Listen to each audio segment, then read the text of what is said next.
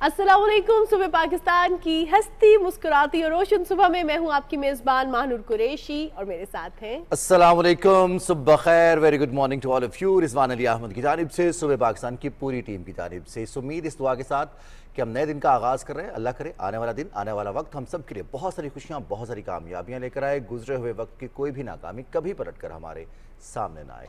Programme के आगाज़ में एक नया दिन है, तो नए दिन में बहुत सारी नई सोचें होती हैं, बहुत सारी नई इन्फॉर्मेशन होती है और बहुत सारे हमारे नए टारगेट्स होते हैं जिन्हें हमने अचीव करना होता है। लेकिन इन सब के हासिल करने के लिए हमें सबसे पहले जो फैक्टर्स हैं उन पर नज़र रखनी चाहिए, और एक फैक्टर है मौसम, जो कि बहुत अहम है और बहुत वल्नरेबल भी है। आज फिर प्रेडिक्शन है एक स्ट्रॉन्ग सिस्टम की जो पाकिस्तान में दाखिल हो रहा है, बारिशें बरसाने वाला। गो के रावलपिंडी, इस्लामाबाद, खित्ता पठवार, गिलगित बल्तिस्तान में गुज़िश्ता 2 रोज़ से प्रेडिक्शन थी बारिश की, और कहीं स्कैटर्ड रेन हुई भी है, लेकिन उस इंटेंसिटी के साथ बारिश नहीं हुई। बहरहाल हमारे जनूबी इलाकों में और सिंध बलूचिस्तान में मज़ीद बारिशों की पेशगोई की गई है 29 अप्रैल तक। और इसके साथ साथ तेज़ हवाओं के साथ बारिश की प्रेडिक्शन है, तो एहतियात करना बहुत ज़्यादा ज़रूरी है। और जहाँ पे हम एहतियात के हवाले से बात करते हैं, तो इस पर हमने रिजवान सिर्फ नॉर्मल रूटीन लाइफ की एहतियात के हवाले से बात नहीं की, बल्कि हमने अपने क्रॉप्स के हवाले से भी बात की, किस तरह अडेप्टेबिलिटी की जानिब हमने बढ़ना है और किस तरह इस मौसमियाती तब्दीली से निमटना है। इस हवाले से भी हम प्रोग्राम में बात करते हैं और आपको अपडेट भी करते रहेंगे। लेकिन जिस तरह आपने कहा कि नए टारगेट्स होते हैं हर रोज़ हमारे, तो अब ये स्टार्ट ऑफ द वीकेंड है और इसमें भी बहुत से टारगेट्स होंगे। और ख़ास तौर पे जहाँ हम टारगेट के हवाले से बात करते हैं, तो शायद हमें लगता है कि कोई मैच का कोई टारगेट है जिसको हमने जो है अचीव करना है। और जहाँ मैच की बात करें तो आजकल हॉट टॉपिक है Pakistan versus New Zealand T20 series, और कल उनका चौथा मैच हुआ जी। कल चौथा मैच हुआ। पाकिस्तान ने टॉस जीतकर पहले फील्डिंग करने का फैसला किया। टीम में 4 तब्दीलियां की गई, लेकिन कल न्यूजीलैंड ने जिस तरह से इनिंग्स का आगाज़ किया, पावर प्ले में शानदार बैटिंग का मुजाहरा किया, और उसके बाद वहीं से शायद गेम में डिफरेंस एक पैदा हो गया था। 179 रन का हदफ दिया था न्यूजीलैंड ने पाकिस्तान को मैच जीतने के लिए, लेकिन पाकिस्तान आखिरी ओवर में 4 रन के फ़र्क से पाकिस्तान ये मैच नहीं जीत सका, और यूँ सीरीज़ में न्यूजीलैंड को 1-0 की बढ़तरी हासिल हो गई है। हम बात कर रहे हैं, क्रिटिसाइज किया जाता टीम को, लेकिन हार जीत खेल का हिस्सा है। लेकिन बात ये कि क्रिटिसाइज कर कौन रहा है, क्या उनकी पॉलिसीज देख रहे हैं, इस पर बात करेंगे एक्सपर्ट से, क्योंकि हम तो जो देखते हैं उस हवाले से बात करते हैं। लेकिन ज़्यादातर रिजवान सिर्फ देखने के हवाले से नहीं, जो लोगों के कमेंट्स होते हैं ना, हम समटाइम्स उसको भी सेकंड कर देते हैं। तो हम एक्सपर्ट खुरम शहजाद अवार ने ज्वाइन किया है, उनसे जानते हैं पाकिस्तानी टीम की ये जो कारकर्दगी थी वो कैसी रही, फैसला कैसा था फील्डिंग करने का। सबसे पहले तो welcome to the show Khurram. अस्सलाम वालेकुम। वालेकुम सलाम। खुरम, क्या देखते हैं जो पाकिस्तान की अभी तक कारकर्दगी रही है चौथे मैच में, फिर पहले फील्डिंग करने का फैसला सही था? देखिए, थोड़ा सा डिसअपॉइंटमेंट तो ज़रूर हुई है पाकिस्तानी शौकीन को भी, बीइंग अ क्रिकेट लवर भी। और आपको पता है कि पाकिस्तान में जिस तरह से क्रिकेट का क्रेज़ है, और काफ़ी ज़्यादा एक्सपेक्टेड यही था कि पाकिस्तानी टीम काफ़ी डोमिनेट करेगी। और आपको पता है कि अभी इस वक्त न्यूजीलैंड को जो है 2-1 की बढ़तरी हासिल हो गई है 4 मैचों में, 1 मैच हो नहीं सका। हालांकि देखा जाए पहले मैच में पाकिस्तान ने 1 sided match totally out class कर दिया था न्यूजीलैंड को, और ऑन पेपर पाकिस्तानी टीम जो है काफ़ी ज़्यादा स्ट्रॉन्ग थी। और जब आपको पता है कि न्यूजीलैंड की टीम जब यहाँ आई थी तो काफ़ी ज़्यादा ये क्रिटिसाइज़ हो रहा था कि न्यूजीलैंड की टीम जो है फुल स्ट्रेंथ के साथ नहीं आई है, इनके जो 9 प्लेयर हैं वो IPL में बिजी हैं। पर उनके जैसे कैप्टन उन्होंने पहले भी कहा था कि जो हमारी जो T20 की टीम है मोस्ट हॉट फेवरेट हैं प्लेयर्स जो अपने डोमेस्टिक में परफॉर्म करके आए हैं। फिर स्पेशली कल जिस तरह से आपने सही कहा कि ओपनर्स थे, जिस तरह रॉबिन्सन वगैरह ने जिस तरह से उन्होंने शुरू में स्टार्ट दिया है, और आपको पता है कि उन्होंने 10+ रन किए है। फिर पाकिस्तान की फील्डिंग जो है अप टू द मार्क नहीं थी। हालांकि इमाद वसीम से खुद भी एक कैच ड्रॉप हुआ, और दूसरा आप देखें ज़मान खान जो है काफ़ी बिट एक्सपेंसिव रहे, उसामी मीर उस तरह से परफॉर्म नहीं कर पाए। शादाब खान को आपको पता है कि कल बॉलिंग भी नहीं दी। और पाकिस्तान की टीम के अंदर थोड़ा सा देखें अगर रेजिस्ट किया है तो वो आपके फ़खर ज़मान ने किया है। और इस ऊपर से साइम अयूब ने बिट एक अच्छी इनिंग खेली, छोटी सी शॉर्ट फॉरवर्ड इनिंग थी, और बाबर जो है ज़रा जल्दी आउट हो गया। हालांकि बाबर से काफ़ी ज़्यादा एक्सपेक्टेड था कि लीडिंग फ्रॉम द फ्रंट जो है वो रन्स करेंगे, और पाकिस्तान उस तरह से जो है इसको मैच को फिनिश नहीं कर पाया। कज़ाफ़ी स्टेडियम लाहौर में हमारा रैकेट बड़ा अच्छा रहा है, और अगर परफॉर्मेंस की बात की जाए खासतौर पर बैटिंग के हवाले से तो बड़ी अच्छी रही है। लेकिन कल हमारे विकेट्स पावर प्ले में जल्दी गिर गई, ये फैक्टर था, या फिर जो फील्डिंग फैक्टर था न्यूजीलैंड के खासतौर पर एक्स्ट्रा ऑर्डनरी फील्डिंग थी, उन्हें कैचेस ड्रॉप नहीं किया? नहीं, देखिए न्यूजीलैंड की टीम की नो डाउट देखें तीनों उसने ऑल क्या कहते हैं बैटिंग में, बॉलिंग में, फील्डिंग में एक्स्ट्राऑर्डिनरी परफॉर्मेंस दी। जिस तरह से उनकी देखें आपको पता है ना, कैचेस विन मैचेस, उन्होंने कोई कैचेस ड्रॉप नहीं किया, और काफ़ी क्रूशल टाइम पे उन्होंने अच्छे कैचेस ले लिए। और दूसरा ये है कि आखिर में जो स्पेशली जो जिमी नेशम ने जो ओवर किया, हालांकि देखिए क्लोज मार्जिन से मैच आ रहा है पाकिस्तान, और काफ़ी आपको पता है क्लोज कॉन्टेस्ट हुआ, एक अच्छी लेटर ऑन जो है पार्टनरशिप बिल्ड हो गई थी। और फ़खर ज़मान को देखें ऑल क्रेडिट जाता है जिस तरह से उन्होंने अपनी फॉर्म को रीगेन किया और एक एक्स्ट्रा اننگ کھیلی اور اماد نے بھی کافی ریزسٹ کیا. تھوڑا سا انفارچونیٹ کہیں گے کہ پاکستان اس کو میچ کو فنش نہیں کر پایا. صحیح. اچھا اب خرم نئے کھلاڑیوں کو بھی انٹروڈیوس کیا گیا اس میں, کیا اب دیکھا جائے تو یہ ورلڈ کپ کی تیاری ہے, پھر ہم نے دیکھا کہ بابر اعظم کی جو نیوز کانفرنس تھی اس میں بھی وہ بڑے کانفیڈنٹ نظر آ رہے تھے, اور اس چیز پہ کہ ہم نے تیاری کرنی ہے تاکہ اس چیز کو بھی ایکسیپٹ کیا جائے وٹ ایور اور پرفارمنسز, جب ہم نئی چیز ٹرائی کرتے ہیں تو تھوڑا سا کنسسٹنسی اور تھوڑا سا چانس اور مارجن دینا چاہیے. تو اس کو کیسے دیکھتے ہیں آپ, جو نئے کھلاڑی تھے ان کو کیا مارجن دیا گیا, یا خاص طور پہ ان پہ پراپرلی ان کی ایبلٹیز کو آپ کو کیا لگ رہا ہے کہ آگے اپنے آپ کو پالش کر سکیں گے وہ مزید؟ دیکھیں before the series he captain جو ہے بابر اعظم, انہوں نے پریس ٹاک میں کہہ دیا تھا کہ ہم اس کے اندر ڈفرینٹ کمبینیشن اپلائی کریں گے, وہ کر بھی رہے ہیں. اور آپ نے دیکھا کہ ابھی day before yesterday Shadab Khan نے بھی ایک پریس ٹاک کی, اس میں انہوں نے کہا ہے کہ دیکھیں ورلڈ کپ میں بہت کم ٹائم ہے پاکستان کا, آپ کو پتہ ہے کہ اس کے بعد آئرلینڈ اور انگلینڈ کی سیریز ہے, پھر پاکستان نے ورلڈ کپ کے لیے ٹریول کر جانا ہے. تو جو بھی جس پوزیشن میں جس نے بیٹنگ کرنی ہے اس کا وہ جو ہے آرڈر جو ہے سیٹ کیا جائے تاکہ ان کو امپاور کیا جائے, پتہ ہو کہ اس نے کس پوزیشن میں بیٹنگ کرنی ہے. اور کافی زیادہ آپ کو پتہ ہے کہ سوشل میڈیا اور فارمر کرکٹرز بھی کافی زیادہ کرٹیسائز بھی کر رہے تھے, اسپیشلی عثمان خان کے حوالے سے. لیکن عثمان خان کو بھی کل موقع دیا گیا اور نمبر 3 پہ آ کے کھیلے. تھوڑا سا ان کو وہ کہیں گے کہ پاکستان کے ساتھ انفارچونیٹ ہوا کہ محمد رضوان جو ہے آپ کو پتہ ہے ہیمسٹرنگ کی وجہ سے سیریز سے جو ہے آؤٹ ہو گئے, تو ان کو موقع دیا گیا اوپر سے, پر وہ بھی اس طرح سے ایکسٹرا آرڈنری پرفارمنس نہیں دے سکے. اچھا یہ ہمارے ہاں اکثر ہوتا ہے کہ ہم نئے پلیئر کو موقع دیتے ہیں, اگر موقع نہیں دیتے تو بھی وہی گفتگو ہوتی ہے. جیسے اب ٹیم میں شامل نہیں ہے محمد حارث نہیں ہے, یا پھر کچھ اور پلیئرز جنہوں نے پی ایس ایل میں پرفارم کیا یا اس سے قبل پرفارم کیا ٹیم کے ساتھ, جب بھی موقع ملا پرفارم کیا. اعظم خان انجرڈ ہو گئے, رضوان انجرڈ ہو گئے, کل ہم نے دیکھا عرفان بھی انجرڈ ہو گئے. جو پلیئرز موجود ہیں ان کو بیک نہیں کرنا, جو نہیں موجود ان کو ٹیم میں انکلوڈ کرنے کے لیے پریشرائز کرنا سوشل میڈیا پر, یا پھر کچھ ہمارے انالسٹ ہیں وہ بھی پریشرائز کرتے ہیں. ٹیم کو موقع دے کر جو بابر کہتے ہیں بار بار کہ وقت دے رہے, تھوڑا سا چیزیں سیٹل ڈاؤن ہو جائیں گی, وقت دینے کو کیوں تیار نہیں ہوتے؟ دیکھیں لاسٹ ٹائم میں نے آپ کو کہا تھا کہ دیکھیں تنقید بغیر تنقید نہیں ہونی چاہیے, تنقید بغیر اصلاح ہونی چاہیے اور پازیٹیو تنقید ہونی چاہیے. دیکھیں جس طرح سے ینگسٹر کو چانس مل رہا ہے, عباس افریدی کو نیوزی لینڈ میں بھی چانس ملا, اور ریسنٹلی جس نے کل بھی پرفارم کیا, 3 وکٹس بھی لیں اور بڑی اچھی بالنگ کی, اور آپ کو پتا ہے کہ یہ فلیٹ ٹریکس ہیں, یہاں پہ کافی اچھی انہوں نے ایکسٹراڈنری بالنگ کی ہے, اور لاسٹ پی ایس ایل میں بھی کافی پرفارم کر کے آئے ہیں. ڈومیسٹک کے اندر بھی پاکستان کے پرفارمرس ہیں جو ٹیم کے ساتھ ہیں ابھی. اور دوسرا یہ ہے کہ آپ کے پاس بہت کم ٹائم ہے, آپ کو پتہ ہے کہ سب کانٹیننٹس کے اندر جو ہے وکٹ ڈفرینٹ ہیں, پھر اسپیشلی وہاں کے حوالے سے جیسے پاکستان کا ورلڈ کپ ہے ویسٹ انڈیز کے اندر اور یو ایس اے کے اندر, اس کے اندر کافی جو سوٹیبل جو پلیئرس ہیں آپ کو پتہ ہے, جس طرح پاور ہٹنگ کے حوالے سے اعظم خان ہے, تھوڑا سا دیکھیں انفارچونیٹ ہے کہ وہ اس وقت انجرڈ ہیں, تو اس وجہ سے کافی زیادہ سوشل میڈیا پہ ان کے اوپر ہو رہا ہے, کیونکہ آپ کو پتہ ہے سی پی ایل وغیرہ کھیلتے ہیں اور throughout the C P L وہ کافی زیادہ پرفارمنس دیتے ہیں.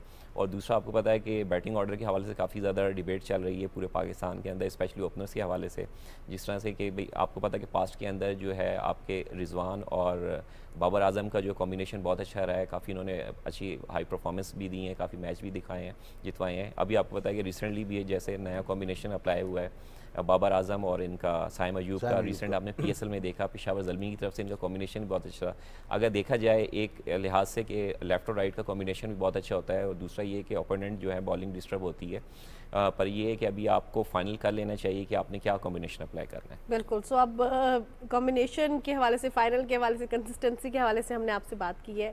آخری میچ میں فل اسٹرینتھ کے ساتھ جانا چاہیے, اب کیا کرنا چاہیے پاکستان کو, کیونکہ بات صرف پرفارمنس کی نہیں ہے, بات اپنی جو شائقین ہے پاکستان کی عوام ہے ان کو سیٹسفائیڈ کرنے کی بھی ہے کہ ہاں ہم اچھا کھیلیں, کیونکہ جس طرح رضوان نے کہا تنقید ہو رہی ہے, تو بہت زیادہ جو ہے سم ٹائمز ہمارے ایسے ٹرینڈس چلنا شروع ہو جاتے ہیں جو کہ ہمارے کھلاڑیوں کا مورال ڈاؤن کر دیتے ہیں.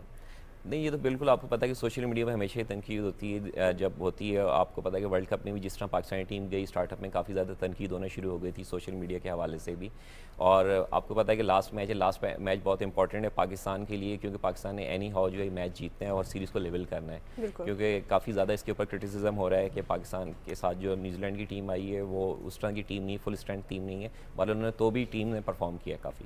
لیکن خرم ہم دیکھتے ہیں اگر نیوزی لینڈ کی فل اسٹرینتھ ٹیم نہیں ہے اب, تو یہ بھی ایک ہتھیار کے طور پر یا ٹرمپ کارڈ کے طور پر استعمال ہوتا ہے کہ پلیئرز اگر ایکسپوزڈ نہیں ہیں, ہماری دوسری اوپوننٹ ٹیم کو نہیں معلوم کہ کس بیٹسمین کی کیا کمزوری ہے, کس بالر کی کیا کمزوری ہے, تو اس کے سامنے ذرا احتیاط سے کھیلنا ہے. جیسے ہمارے بلے باز بہت ذرا اوور کانفیڈنٹ ہو کر کل پاور پلے میں 3 کیچز دے بیٹھے, تو وہ شاید یہ مارجن مل جاتا ہے جو پلیئرز زیادہ میچز نہیں کھیلے ہوتے ان کو. نہیں بالکل دیکھیں آپ کو پتہ ہے کہ تھوڑا سا پریشر تو ہوتا ہے, سائیکولوجیکل پریشر بھی ہوتا ہے. پھر آپ نے جا کے جب T20 میں آپ کو پتہ ہے کافی زیادہ ماڈرن ڈے کے اندر کافی زیادہ ایگریسو کرکٹ ہوگی. جب آپ کو پتہ ہے کہ آپ ہائیسٹ ٹوٹل جب چیز کر رہے ہوتے ہیں تو تھوڑا سا جا کے آپ کو ایگریسو کرکٹ کھیلنی ہوتی ہے. جس طرح سے آپ نے کل دیکھا ہے کہ اسٹارٹ اپ میں نیوزی لینڈ کے جو اوپنرس ہیں انہوں نے کافی زیادہ ایگریسو کرکٹ کھیلی اور 10 رن کے ایوریج سے جا کے انہوں نے رنس کیے ہیں. صحیح. اچھا اب ذرا ہم ویمنس کرکٹ ٹیم کی جانب بڑھتے ہیں اور بسمہ معروف نے ریٹائرمنٹ کا اعلان کیا ہے, تو اب آپ ان کی کنٹریبیوشن کے حوالے سے کیا کہیں گے؟ اچھا فیصلہ تھا, اور خاص طور پہ ویمن کرکٹ ٹیم کے حوالے سے آپ کی کیا رائے ہے؟ دیکھیں میں تو کہوں گا کہ کافی ارلی انہوں نے ڈیسیجن لے لیا, حالانکہ ان کی زیادہ کنٹریبیوشن ہے.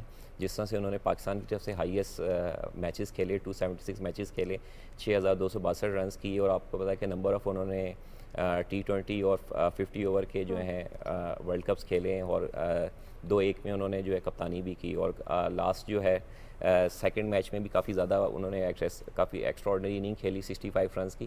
تو ان کو تھوڑا سا سوچنا چاہیے تھا, کیونکہ آپ کو پتہ ہے کہ پاکستان کی جو بینچ اسٹرینتھ ہے اس طرح سے نہیں ہے ویمن کرکٹ کے حوالے سے. حالانکہ دیکھیں محتشم رشید نے ابھی ایک ویڈیو میسیج بھی دیا تھا کہ پاکستان کی ٹیم کا جو ہے پول کافی زیادہ انکریز ہوا ہے, اور اسپیشلی دیکھیں میں پاکستان کرکٹ بورڈ کو بھی اس بات میں کریڈٹ دوں گا کہ جس طرح سے پاکستان کے اندر first time in the history of PCB جو ہے ویمن کرکٹرز کو 85 پلیئرس کو جو ہے انہوں نے کانٹریکٹ دیا ہے, یہ بہت اچھی خوشائن بات ہے. اور ہمیشہ دیکھیں میں بارہا ڈفرینٹ ٹی وی چینلز پہ بھی اور کافی جگہ کہہ بھی چکا ہوں کہ پاکستان کے اندر جس طرح سے ڈپارٹمنٹ کرکٹ بحال ہوئی ہے, اسی طرح ویمنس کرکٹ کو بھی ڈپارٹمنٹ کرکٹ کو بحال ہونا چاہیے. جیسے آپ کی زرٹی بیل کی ٹیم تھی, جس طرح سے آپ کی اسٹیٹ بینک کی ٹیم تھی, جس طرح سے آپ کی ہائر ایجوکیشن کی, کیونکہ دیکھیں فائنینشیل اسپیکٹس کے اندر کافی زیادہ اسٹرانگ ہو جاتے ہیں, آپ کو پتہ ہے فائنینشیل کافی زیادہ سپورٹ مل جاتی ہے, تو اس طرح ڈپارٹمنٹ کرکٹ کو بھی ویمنس کی بحال ہونا چاہیے. بالکل. اور ہم دیکھتے ہیں ایونٹس بھی ہوتے رہے ہیں خواتین کا پاکستان میں, پہلی دفعہ جو T20 کے حوالے سے میچز تھے, پھر انٹرنیشنل پلیئرز کو بلا کر یہاں پر میچز دیکھیں کروائے گئے. ریسنٹلی سب سے آنر کی بات ہے کہ پاکستان کی جو فارمر کیپٹن ہے ثنا میر, ان کو برانڈ ایمبیسڈر جو ہے T20 ویمنس کے لیے کیا گیا, اٹس آنر. اور آپ کو پتہ ہے کہ اسپورٹس 360 ساتھ بھی منسلک ہیں, تو اٹس اے ہیوج اچیومنٹ. خرم ہم دیکھتے ہیں بسمہ نے جو کرکٹ کھیلی اس میں 2 گولڈ میڈلز کے لیے ان کی کنٹریبیوشن رہی, ایشین گیمز کے گولڈ میڈل ان کی کنٹریبیوشن میں تھے. لیکن اس سے قبل جویریہ خان کی ریٹائرمنٹ دیکھی ہم نے 2-4 مہینے پہلے جویریہ نے ریٹائرمنٹ لی, انفیکٹ ویسٹ انڈیز کے دورے سے پہلے. تو اب ویسٹ انڈیز کا دورہ, اس میں ہماری پرفارمنس, اب انگلینڈ کی ٹیم آ رہی ہے خواتین کی, اور انگلینڈ کی ٹیم دنیا کرکٹ میں خواتین کی ٹیم میں سے ایک مضبوط ترین ٹیم ہے. ہمیں جو اپرچونیٹیز مل رہی ہیں ہماری خواتین کرکٹ ٹیم کو, اس کو کیسے دیکھتے ہیں, اور خاص طور پر ہوم گراؤنڈ پر جو ہم سیریز کھیلتے ہیں؟ دیکھیں ابھی بائیلیٹرل سیریز ہوئی ہے, جس طرح سے ویسٹ انڈیز نے ڈومینیٹ کیا. آپ کو پتہ ہے کہ اس کے اندر اگر اسپیشلی ان کی جو کپتان ہے, میں ہیلی میتھیوز کا میں ذکر کروں, جس طرح سے انہوں نے پہلے میچ میں کافی ڈومینیٹ کیا, 140 رنس کی اننگ کھیلی اور 3 وکٹس بھی لیں لیڈنگ فرام دا فرنٹ. دوسرے میچ میں 44 رنس کیے, پھر ان تھرڈ میچ میں 141 رنس کیے, 19 چوکے مارے. اور دیکھیں جس طرح سے ان کے اسٹیفنی ٹیلر تھیں, پھر نیچے کیمبل تھیں, کافی انہوں نے پرفارمنس دی. پاکستان کی ٹیم کے اندر ایک خوشائن بات ہے کہ ریسنٹ سیریز میں جو کم بیک کرنے والی تھی طوبہ حسن, انہوں نے کافی اچھا پرفارمنس دی. عائشہ ظفر واپس آئی ہیں, پھر نیچے سے عالیہ ریاض نے کافی پرفارمنس دی ہے.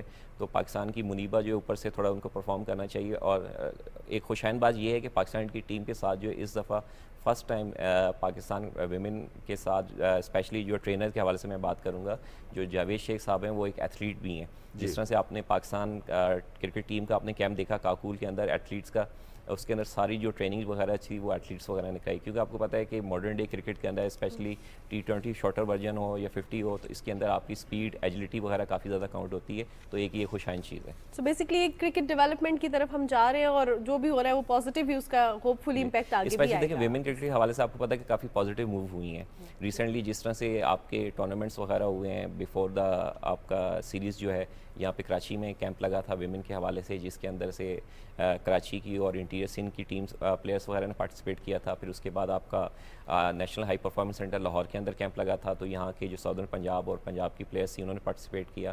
اور اس سے پہلے مرید کے میں انڈر 19 کا ایونٹ ہوا. پھر اس سے پہلے آپ کا یہاں پر T20 کا جو ہے ویمنس کا کپ ہوا پنڈی اسلام آباد کے اندر. اور ریسنٹلی آن گوئنگ جو ابھی ٹورنامنٹ ہے فیصل آباد کے اندر ویمنس کا, تو اس کے اندر میجورٹی خوشائن بات یہ ہے کہ زیادہ تر جو پلیئرس ہیں آپ کی ایمرجنگ اور انڈر 19 کیٹیگری. بالکل ایمرجنگ پلیئرز ہیں, ان کو موقع مل رہا ہے. بہت شکریہ خرم شہزاد امان صاحب, آپ اسٹوڈیوز میں آئے اور پاکستان کرکٹ ٹیم خاص طور پر اگر ہم بات کریں پاکستان نیوزی لینڈ اور پاکستان ویمن کرکٹ ٹیم کی بات اس سے ہی اب ساتھ ساتھ آپ کو یہ بتانا چلیں کہ پاکستان میں آئی سی سی کرکٹ ورلڈ کپ کی ٹرافی پاکستان کے دورے پر پہنچ چکی ہے. 3 روزہ دورے پر پاکستان پہنچی ہے. اب پوری دنیا کا چکر ہوتا ہے یہ ٹرافیز کا اور خاص طور پر اس مرتبہ جو T20 ورلڈ کپ ہے جو جون میں کھیلا جائے گا, یہ ٹرافی کی رونمائی ہوئی ہے اسلام آباد میں اور یادگار پاکستان پر اس کو رکھا گیا تھا مونومنٹ پر. اور یہ ٹرافی بہت ہی دلکش خوبصورت ٹرافی ہے اور اس کو پاکستان کے مختلف شہروں میں لے جایا جائے گا جن میں ایبٹ آباد بھی شامل ہے, لاہور بھی شامل ہے. اور کل ہم دیکھیں گے کہ یہ ٹرافی لاہور پہنچے گی جہاں پاکستان اور نیوزی لینڈ کے میچ کے دوران یہ قذافی اسٹیڈیم میں رہے گی. اور رضوان, جس طرح اس ٹرافی کا فوٹو شوٹ ہوا اور جس طرح ہم دیکھ رہے ہیں کہ سوشل میڈیا پر تو اس کی پکچرز ویڈیوز وائرل ہی ہیں, لیکن وہاں پہ آپ دیکھ سکتے ہیں, آپ کی اسکرینس پر نظر آ رہا ہوگا کہ جس طرح وہاں پہ فوٹوگرافرز کا اور عوام کا رش تھا. اور اس اوبیسلی یہ ایک بڑا یادگار سا مومنٹ ہوتا ہے اور اس ٹائم پہ ہم پوری امید بھی ہوتے ہیں کہ یہ ٹرافی پاکستان ہی آئے گی. تو بڑے انتھوزیزم کا شکار جو ہے اب ہم آج کل ہیں اور دیکھ بھی رہے ہیں کہ پرفارمنس تو بہتر چل رہی ہے پاکستانی کرکٹ ٹیم کی. سو کھیلوں کے میدان سے اب ذرا رخ کرتے ہیں ہم اپنے معاشی میدان میں, اکنامک اسپیکٹس پہ کیا کر رہا ہے پاکستان. اور ہم دیکھتے ہیں کہ چاہے سیاسی میدان ہو چاہے کھیلوں کا میدان ہو, محنت جاری ہے اور ہم پاکستان کا نام روشن کرنے کے لیے, آگے بڑھانے کے لیے مل کر کام کریں. جب ہم مل کر کام کرتے ہیں تو اوبیسلی جو ریزلٹس ہوتے ہیں وہ بہت فروٹفل ہوتے ہیں. اور خاص طور پہ رضوان, جب حکومت کاروباری افراد کے ساتھ مل کر بات چیت کرتی ہے کہ آپ کی کیا ڈیمانڈز ہیں, کیا آپ چاہ رہے ہیں, تو ایسے میں جو ہے وہ کہتے ہیں نا پارٹیسپیٹری اپروچ, اس اپروچ سے جو ہے وہ اوبیسلی اکانومی بھی بہتر ہوتی ہے اور ایک سوسائٹل ہم دیکھتے ہیں کہ اس پہ بھی بہت زیادہ اس کا اثرات. اچھا, ہماری سوسائٹی میں تو ویسے بھی مانور اس چیز کو اچھا سمجھا جاتا ہے کہ آپ مل بیٹھ جائیں. جب مل بیٹھتے ہیں تو پھر گلے شکوے بھی دور ہوتے ہیں, کچھ نئی اپرچونیٹیز, کچھ نئی راہیں کھلتی ہیں, نئے مشورے آتے ہیں. وزیر اعظم محمد شہباز شریف نے اپنے دورہ کراچی کے دوران وہاں پر بزنس کمیونٹی سے ملاقات کی, تاجروں سے, صنعت کاروں سے ملاقات کی, ان سے گفتگو کی, ان کی مختلف تجاویز لی اور اس کے ساتھ ساتھ جو حکومت کے پلانس ہیں اس حوالے سے بھی وزیر اعظم نے ان سے گفتگو کی. اب کیا گفتگو ہوئی, یہ اس گفتگو کے کیا فوائد ہو سکتے ہیں پاکستان کے لیے معاشی سطح پر, ساتھ ساتھ پاکستان کو آگے کیسے موو کرنا ہے, اس پر بھی بات ہوئی. تو کیوں نہ ہم بات کریں پاکستان کے معروف صنعت کار, تجزیہ کار اور قومی اسمبلی کے رکن جناب مرزا اختیار بیگ صاحب سے. مرزا صاحب السلام علیکم. Thank you Rizwan, thank you مانور. Thank you so much Mirza صاحب for taking out time for us. Mirza صاحب, اس گفتگو کے حوالے سے بتائیے گا جس میں وزیر اعظم شہباز شریف نے کاروباری شخصیت کو جو ہے جن کے ساتھ ملاقات کی اور کاروباری صنعت کو ملک کی معیشت کی ریڑھ کی ہڈی قرار دی ہے, تو اس گفتگو کے حوالے سے کچھ بتائیے گا. یہ بڑی اہم میٹنگ تھی.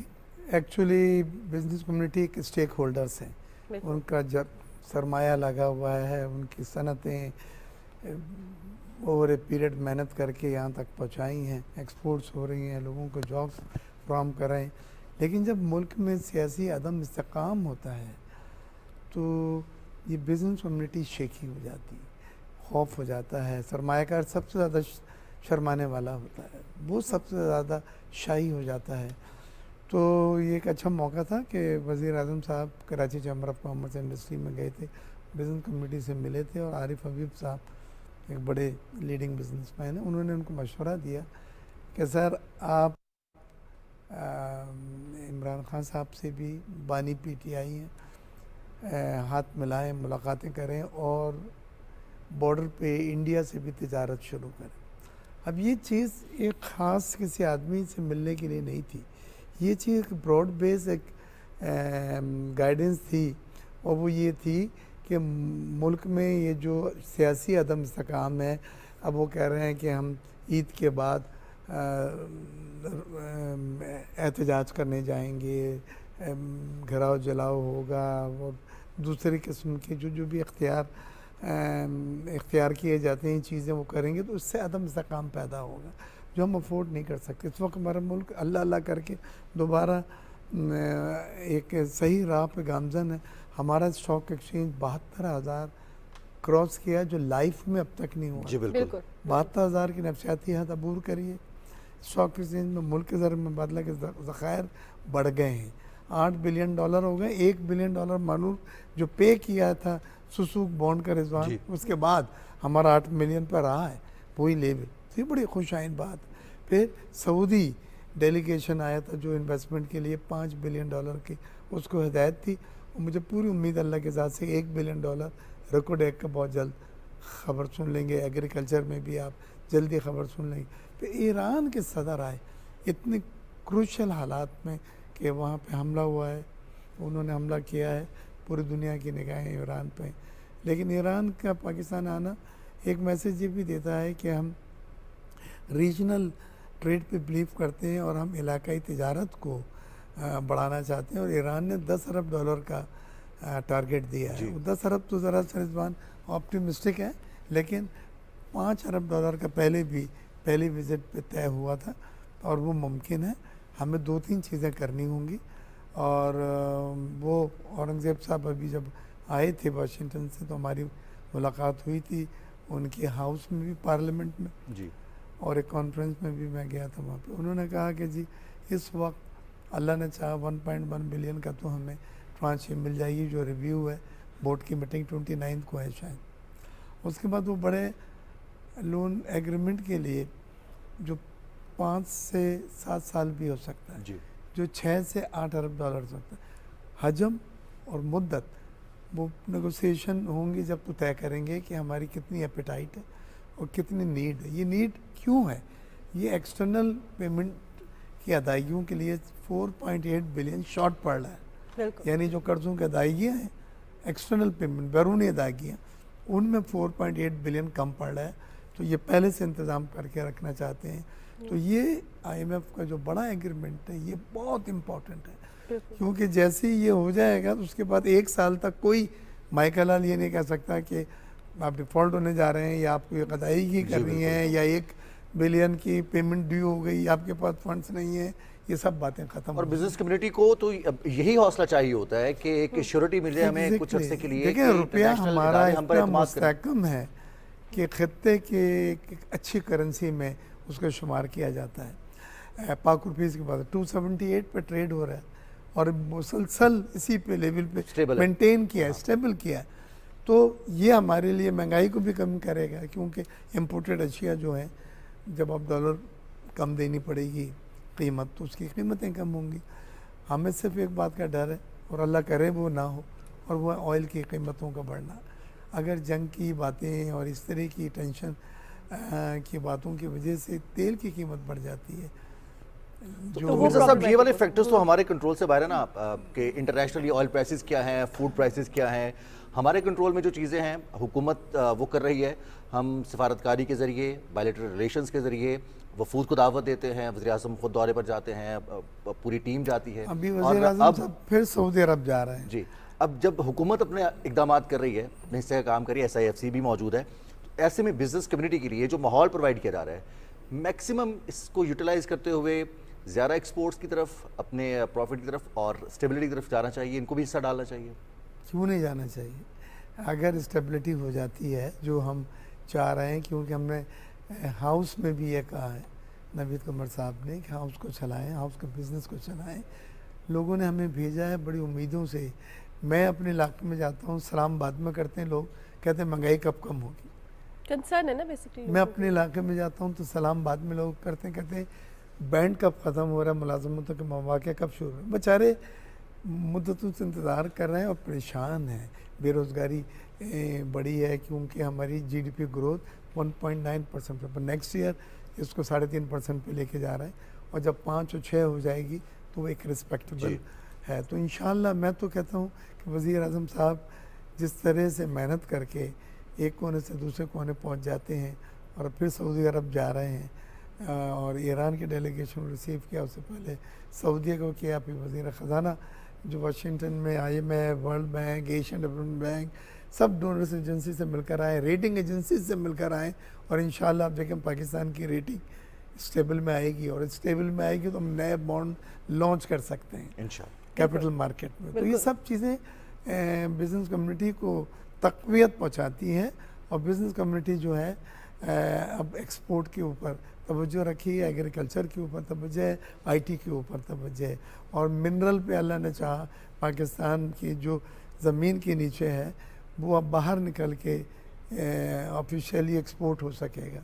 صحیح. اور وہ اس چیز کی بیسکلی یہ نشاندہی بھی ہے کہ جو گورنمنٹ ہے وہ بہت زیادہ کنسرنڈ ہے ریگارڈنگ دا بزنس کمیونٹی. اور ہم دیکھ رہے ہیں کہ صرف پوسٹ الیکشنز نہیں, ابھی حکومت بننے کے بعد نہیں, بلکہ پری الیکشنز بھی ہم نے دیکھا کہ پی ایم این این نے مختلف چیمبر آف کامرس گئے, ان کے جو خیالات کا اظہار وہاں کی کمیونٹی نے کیا وہ سنا اور اپنے اپنے بھی کنسرنس شیئر کیے.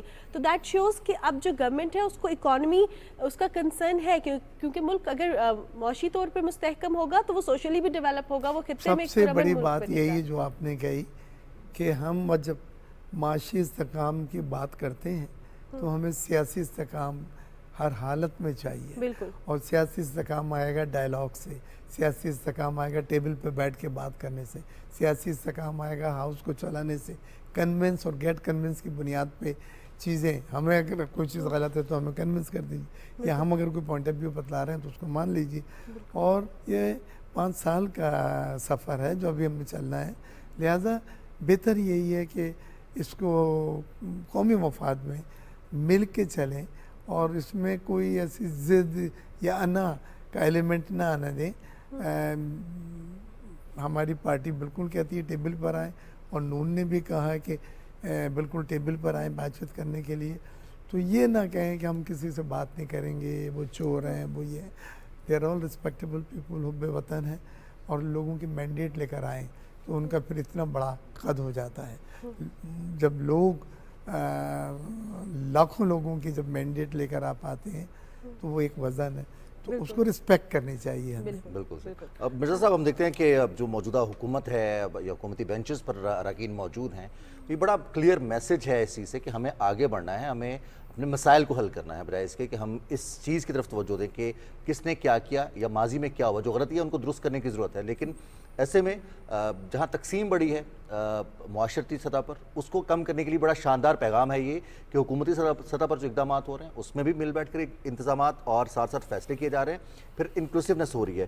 سروسز سیکٹر کی تھوڑی سی بات کر لیتے ہیں کہ ہم جہاں ایکسپورٹ کرتے ہیں اس پہ ہمارے اخراجات آتے ہیں, لیکن سروسز, اور خاص طور پر آپ نے بھی آئی ٹی کی بات کی, یہ ایک ایسا شعبہ ہے جس کی ضرورت بھی بہت زیادہ ہے اور اس پہ کم خرچ ہم سروسز دے سکتے ہیں اور زر مبادلہ حاصل کر سکتے ہیں. تو کراچی میں وزیر اعظم کے دورے کے دوران اس حوالے سے بھی بات ہوئی, خاص طور پر آئی ٹی ڈیولپمنٹ کے حوالے سے جو اپرچونیٹیز موجود ہیں وہ فراہم کرنے کے حوالے سے. دیکھیں آئی ٹی سیکٹر وہ ہے جس میں نہ مشینیں میں نے امپورٹ کرنی ہیں, نہ میں نے گیس کے لیے چکر لگانے ہیں کہ جی کنیکشن دے دیں. یہ وہ سیکٹر ہے جس میں آلریڈی ہمارے اسکل بھی ہیں, کوالیفائڈ لوگ بھی ہیں, اور ہم کمپیٹیٹیو ہیں, ہم بارے میں آتے ہیں جس کو کہتے ہیں, اور آؤٹ سورسنگ ہمارے ہو رہی ہے. ہم صرف ایک مسئلہ تھا آئی ٹی میں, اور وہ میں نے بڑے ہائیسٹ لیول پہ پاشا کے ساتھ بھی مل کے حل کرا دیا ہے. اور وہ مسئلہ یہ تھا کہ باہر سے جو پیمنٹ آتی تھی اس کے نظام کو چینلائز نہیں کیا ہوا تھا. وہ یہاں پہ جو فری لینسرز ہیں وہ اپنی پیمنٹ کے لیے بڑے پریشان ہوتے تھے. وہ پے پیل کے ذریعے جب منگاتے تھے اس میں 6 مہینے لگ جاتے تھے, کوئی آبجیکشن کر دیتا تھا. لیکن اب اللہ کا شکر ہے اسٹیٹ بینک نے خود فیسیلیٹیٹ کرنے کے لیے بینکنگ چینل کے ذریعے اس کو مسئلے کو حل کر دیا. یعنی اب پیمنٹ آپ جو کام کریں اس کی پیمنٹ, اور آپ کو اجازت بھی دی گئی ہے کہ اس میں فورن کرنسی میں آپ کچھ رقم رکھ سکتے ہیں جو ان کی ایک ڈیمانڈ تھی یا ضرورت تھی. تو اب اللہ نے چاہا, اور پچھلے مہینے ریکارڈ ایکسپورٹ بڑھی ہیں آئی ٹی کی. جی, پچھلے مہینے ریکارڈ ایکسپورٹ بڑھی ہیں. میں سمجھتا ہوں آئی ٹی سیکٹر میں بہت پوٹینشیل ہے. $5 بلین کہیں نہیں گئے آپ سالانہ ایکسپورٹ میں ایڈ کر سکتے ہیں فرام آئی ٹی سائڈ. اس کے بعد پھر باقی چیزیں ایگریکلچر اور منرل آتے ہیں, اتنے ہی امپورٹنٹ ہیں وہ. بٹ آئی ٹی سیکٹر میں ہمیں کچھ چیزیں نہیں امپورٹ کرنی ہیں, ہم صرف اپنی اسکلس کو ایکسپورٹ کرنا سروسز کی شکل. بالکل. اور یہاں پہ ہم دیکھتے ہیں کہ پاکستانی اسکلڈ لیبر کو دنیا میں بہت سراہا بھی گیا ہے کیونکہ محنتی بھی ہیں, اور یہاں پہ جو آن لائن اب ہم دیکھ رہے ہیں کہ فری لانسرز, اور حکومت نے بہت سے ان کو اب ایز بھی پرووائڈ کی ہے. خاص طور پہ یہ بڑا ایشو ہوتا تھا جو پیمنٹ کے حوالے سے آپ نے بات کی ہے. مرزا صاحب ایک اور چیز آپ سے جاننا چاہوں گی کہ اب ہم دیکھ رہے ہیں کہ چاہے وہ سعودی عرب کی انویسٹمنٹ ہو, چاہے وہ ایران کی انویسٹمنٹ ہو, دیگر ممالک کی انویسٹمنٹ ہو, یہ پاکستان میں آ تو رہی ہے, لیکن ہم نے اپنی ایکسپورٹ کوالٹی کو بھی انہانس کیا, محنت تو اس پہ کر رہے ہیں, لیکن پاکستان کو مزید بزنس فرینڈلی اسٹیٹ بنانے کے لیے اب कौन कौन से इकदाम करने होंगे?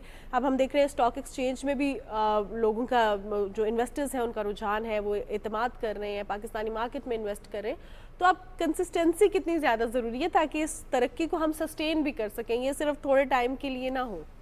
देखिए, दो चीज़ें हैं, आपके सवाल के जवाब में दो टुकड़ों में दूंगा।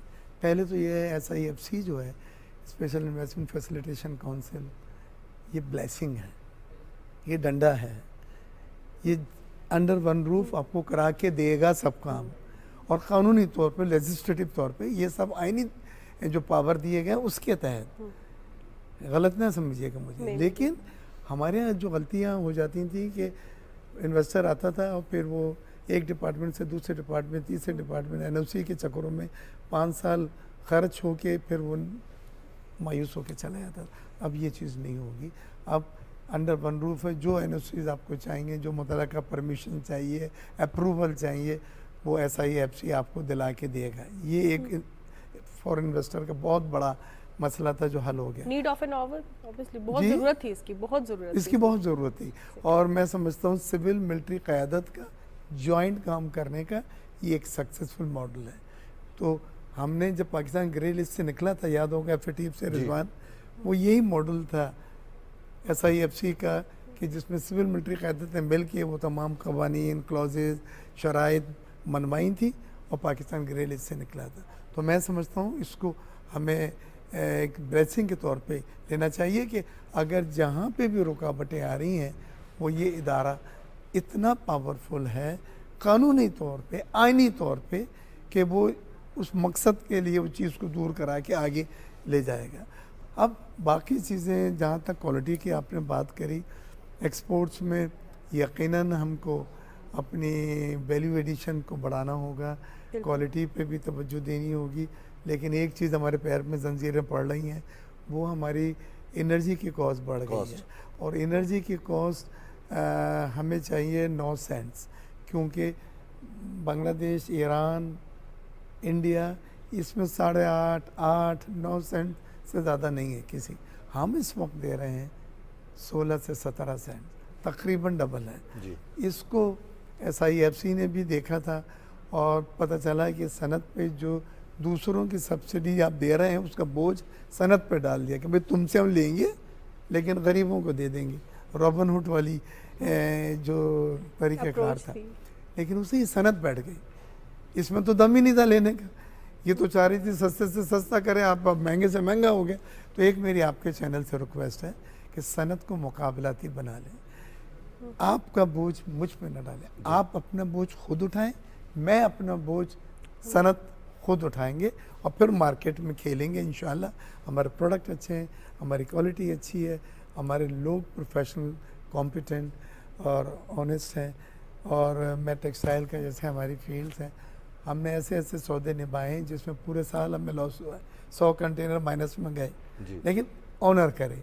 आज वो 200 कंटेनर का ऑर्डर लिए घूम रहे होते हैं। तो पाकिस्तान की एक क्रेडिबिलिटी है, पाकिस्तान एक reliable source of supplier considered जाना जाता है। ये सब हमारी प्लस स्ट्रेंथ है। तो मैं समझता हूँ कि अच्छा वक्त है अब आने वाला। इससे पॉलिटिकल स्टेबिलिटी थोड़ी सी हमें दे दीजिए, थोड़ी सी मुकाबलती सख्त हमें दे दीजिए। जहाँ हम आउट हैं, सब में नहीं कह रहे हैं, जहाँ आउट हैं और वो आपको पता है कहाँ हम आउट हैं, जैसे एक मैंने मिसाल दी। तो इंशाल्लाह ये हमारी जिम्मेदारी है कि हम पाकिस्तान को जो उसके रिजर्व्स हैं एक्सपोर्ट लेड ग्रोथ के ज़रिए, क्योंकि पाकिस्तान की सबसे खूबसूरत मॉडल अगर है तरक्की का, वो एक्सपोर्ट लेड ग्रोथ जी यानी एक्सपोर्ट के ज़रिए ग्रोथ को हासिल करना। ग्रोथ मुख्तलिफ तरीके से आप कर सकते हैं। हमारे लिए जो ज़रूरत है वो एक्सपोर्ट लेड ग्रोथ है, क्योंकि उसमें जॉब मिलती है जी, फॉरेन एक्सचेंज, डॉलर्स हमको मिलता है बाहर से, जिसकी हमें सख्त ज़रूरत है। तो मैं समझता हूँ कि हर रात के बाद एक सुबह है और हर अंधेरे के बाद उजाला है। इंशाअल्लाह पाकिस्तान का रोशन तापनाक मुस्तक़बिल। और वज़ीर आज़म साहब बड़ी मेहनत कर रहे हैं।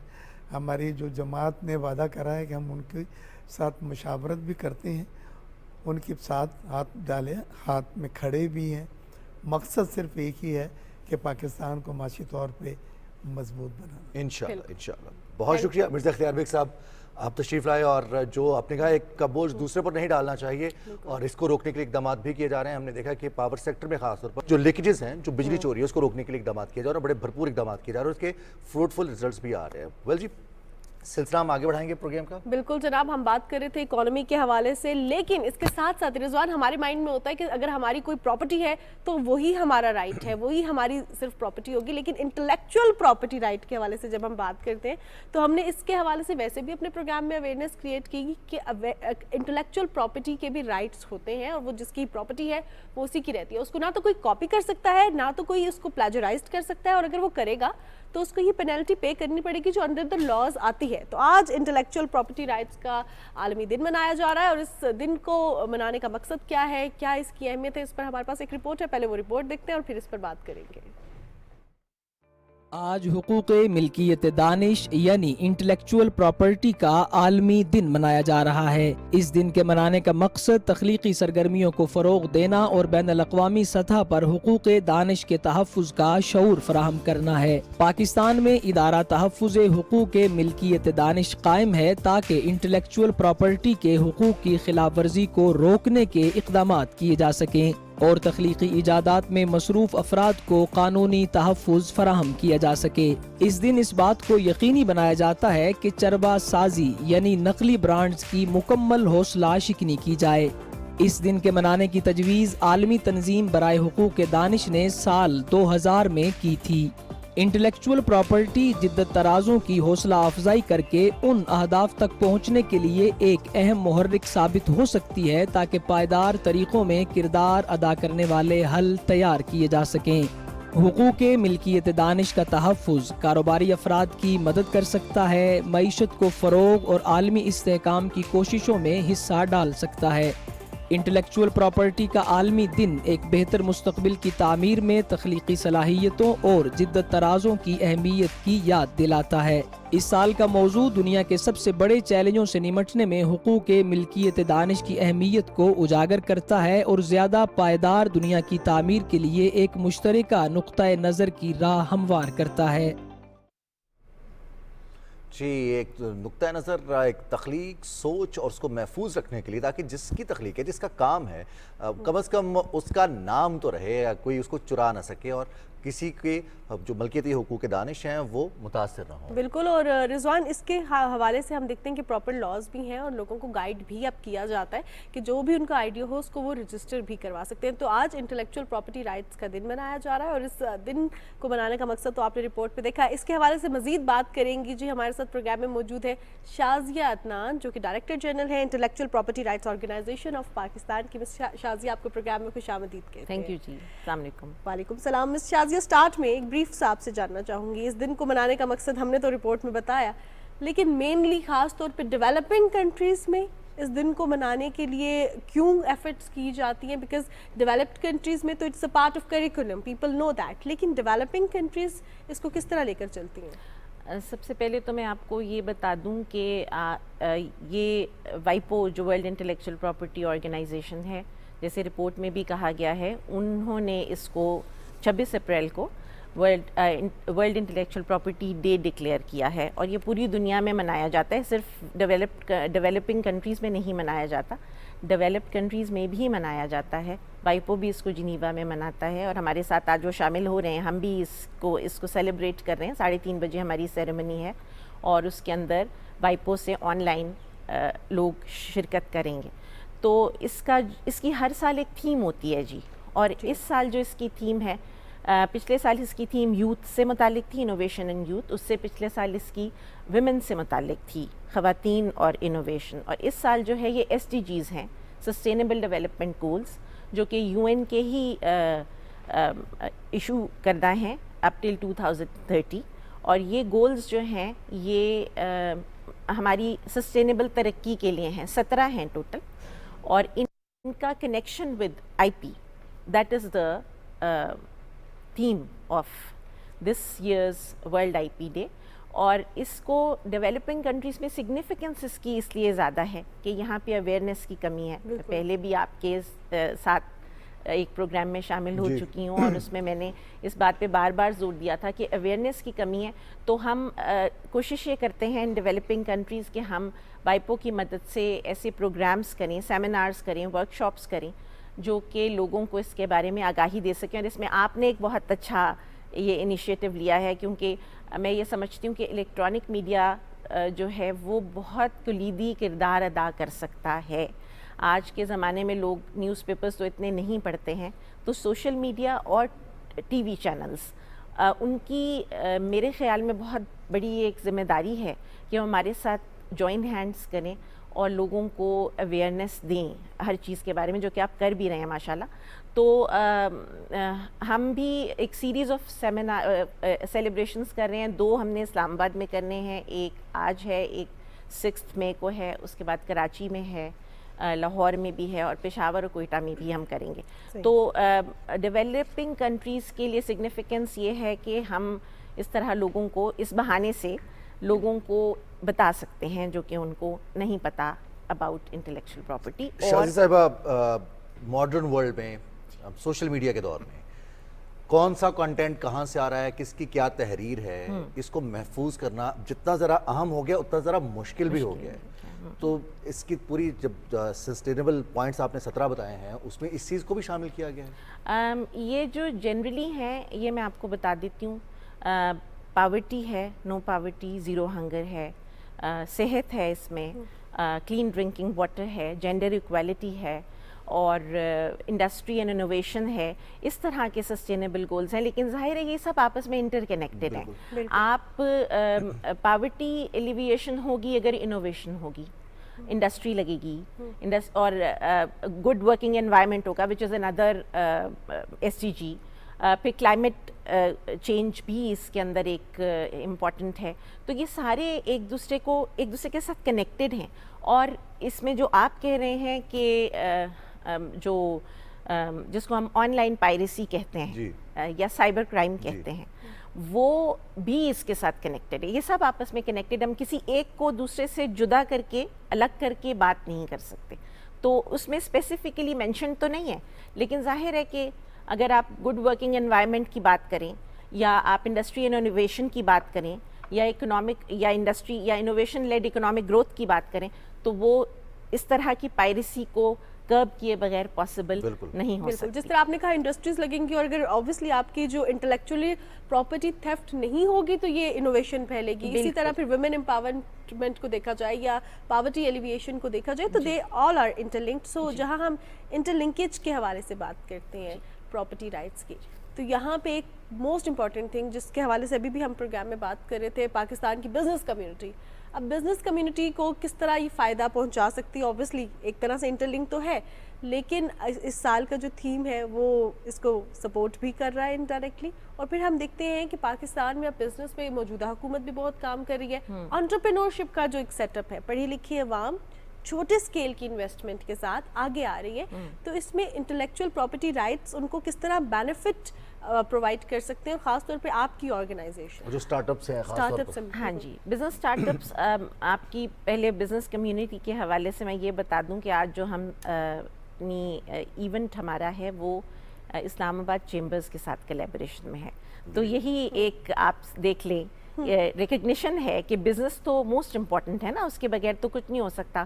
اور یہ انوویشن، کریٹیوٹی، یہ سب بزنسز کی طرف ہی آپ کو لے کے جاتی ہے. تو اس کے علاوہ انوویشن اور کریٹیوٹی اور اسٹارٹ اپس کو خاص طور پہ اس کی ہینڈ ہولڈنگ کے لیے جو ریسرچ انسٹیٹیوٹس ہیں، جو یونیورسٹیز ہیں، میں نے آپ کو پہلے بھی بتایا تھا، وہاں پہ ہم نے ہیلپ ڈیسکس کریٹ کیے ہوئے ہیں جن کو کہ ٹیکنالوجی انوویشن سپورٹ سینٹرز کہتے ہیں. وہاں پہ انکیوبیشن سینٹرز بنائے جاتے ہیں، ان کو ہم پروموٹ کرتے ہیں. ڈسکس کی طرف سے جو انوویٹرز ہوتے ہیں یا اسٹارٹ اپس ہوتے ہیں ان کو ایوارڈز بھی دیا جاتے ہیں، ریکگنیشن دی جاتی ہے، اور ان کو ہر طرح سے سپورٹ کیا جاتا ہے. اور اب جو امینڈمنٹس ہم کرنے جا رہے ہیں اس میں نے آپ کو بتایا تھا کہ ہم سلیبز رکھنے والے ہیں. جو اسٹارٹ اپس ہیں یا جو اسٹوڈنٹس ہیں اور جو لو اسکیل کے جن کو SMEs کہتے ہیں وہ ہیں، ان کے لیے ہم اپنی رجسٹریشن کی فی جو ہے وہ کم رکھیں گے. اور جو اسٹیبلشڈ بزنسز ہیں یا بگ کمپنیز ہیں یا یونیورسٹیز ہیں ان کے لیے ہم زیادہ رکھیں گے. اور میرے خیال میں تو خواہ وہ SMEs ہوں، اسٹارٹ اپس ہوں बड़ी कंपनीज हों, everybody can benefit from IP registrations. वो रजिस्टर करेंगे तो उनका उसका फ़ायदा ही होगा और बहुत फ़ायदा होगा इन द लॉन्ग रन, क्योंकि जब आप इनोवेशन करते हैं ना तो उसका तब तक कोई फ़ायदा नहीं होता जब तक वो मार्केटेबल ना हो, बिल्कुल। जब तक वो कमर्शलाइज ना हो जाए। कोई भी इनोवेशन कमर्शलाइज होगी तो उसका फ़ायदा होगा, और that can only be done through IP registration. आप रजिस्ट्रेशन करेंगे, वो चीज़ आपकी ओनरशिप में आ जाएगी, तो फिर आप उसके लिए कर सकेंगे। और इनोवेटर्स के लिए जैसे पेटेंट है, हमारे पेटेंट लॉ में हमने एक अमेंडमेंट की है, जो कि पहले ये होता था कि जब जैसे होता ही है कि जब कोई एप्लीकेशन आती है तो हम उसको ऑपोजिशन पूछने के लिए पब्लिश करते हैं। उसके ऊपर ऑपोजिशन अगर आ जाए कि जी ये ठीक नहीं है, हमें इस पे एतराज़ है, तो फिर ऑपोजिशन का केस चलता है। एक तो वो बहुत लंबे लंबे होते थे, उस पर टाइम लाइन्स सेट कर दी हैं कि जल्दी हो जाए। फिर ऑपोजिशन का जब फैसला होता था ना, तो जैसे जो एप्लीकेंट है जिसके अगेंस्ट ऑपोजिशन है उसके हक में हो गया सपोज करें, और जज ने ये कहा कि रजिस्ट्रार ने ये कहा कि ये इसको ग्रांट कर दूंगा मैं या कर दूंगी, तो उसने फ़ीस पे करनी होती थी रजिस्ट्रेशन की। जितनी देर, उसमें 10-15 दिन का वक्फा होता था, जितनी देर में वो फ़ीस पे करता था और उसको रजिस्ट्रेशन सर्टिफिकेट इशू होता था, उससे पहले लोग कोर्ट में चले जाते थे। ऐसे बहुत से केसेस हैं जो साल से कोर्ट्स में। हम इस पर मज़ीद बात भी करेंगे शाज़िया साहिबा, लेकिन हमें न्यूज़ ब्रेक की जानिब बढ़ना है। ये बहुत अहम फैक्टर है जब हम हुकूक़ दानिश की मिल्की करते हैं या उनके हुसूल की बात करते हैं, उस पर अखराजात कितने आते हैं या फिर अखराजात कितने करने चाहिए, इस पर बात करेंगे न्यूज़ ब्रेक के बाद।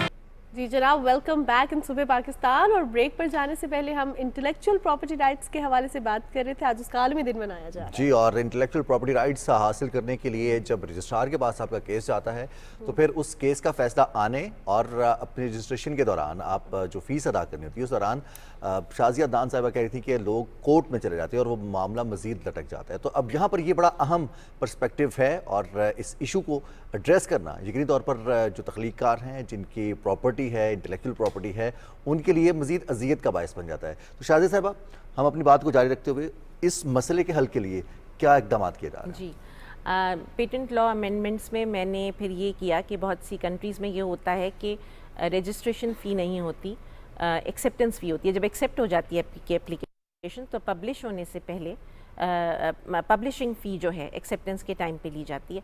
अब हमने वो इंट्रोड्यूस कर दिया है। जब पब्लिकेशन फ़ी लोग दे देंगे और उनका से ऑपोजिशन का केस जो है उनके हक में फ़ैसला हो जाएगा, तो जिस वक्त वो फ़ैसला होगा तो बजाय ऑर्डर देने के जो कंट्रोलर है वो उनके हाथ में रजिस्ट्रेशन सर्टिफिकेट दे देगा।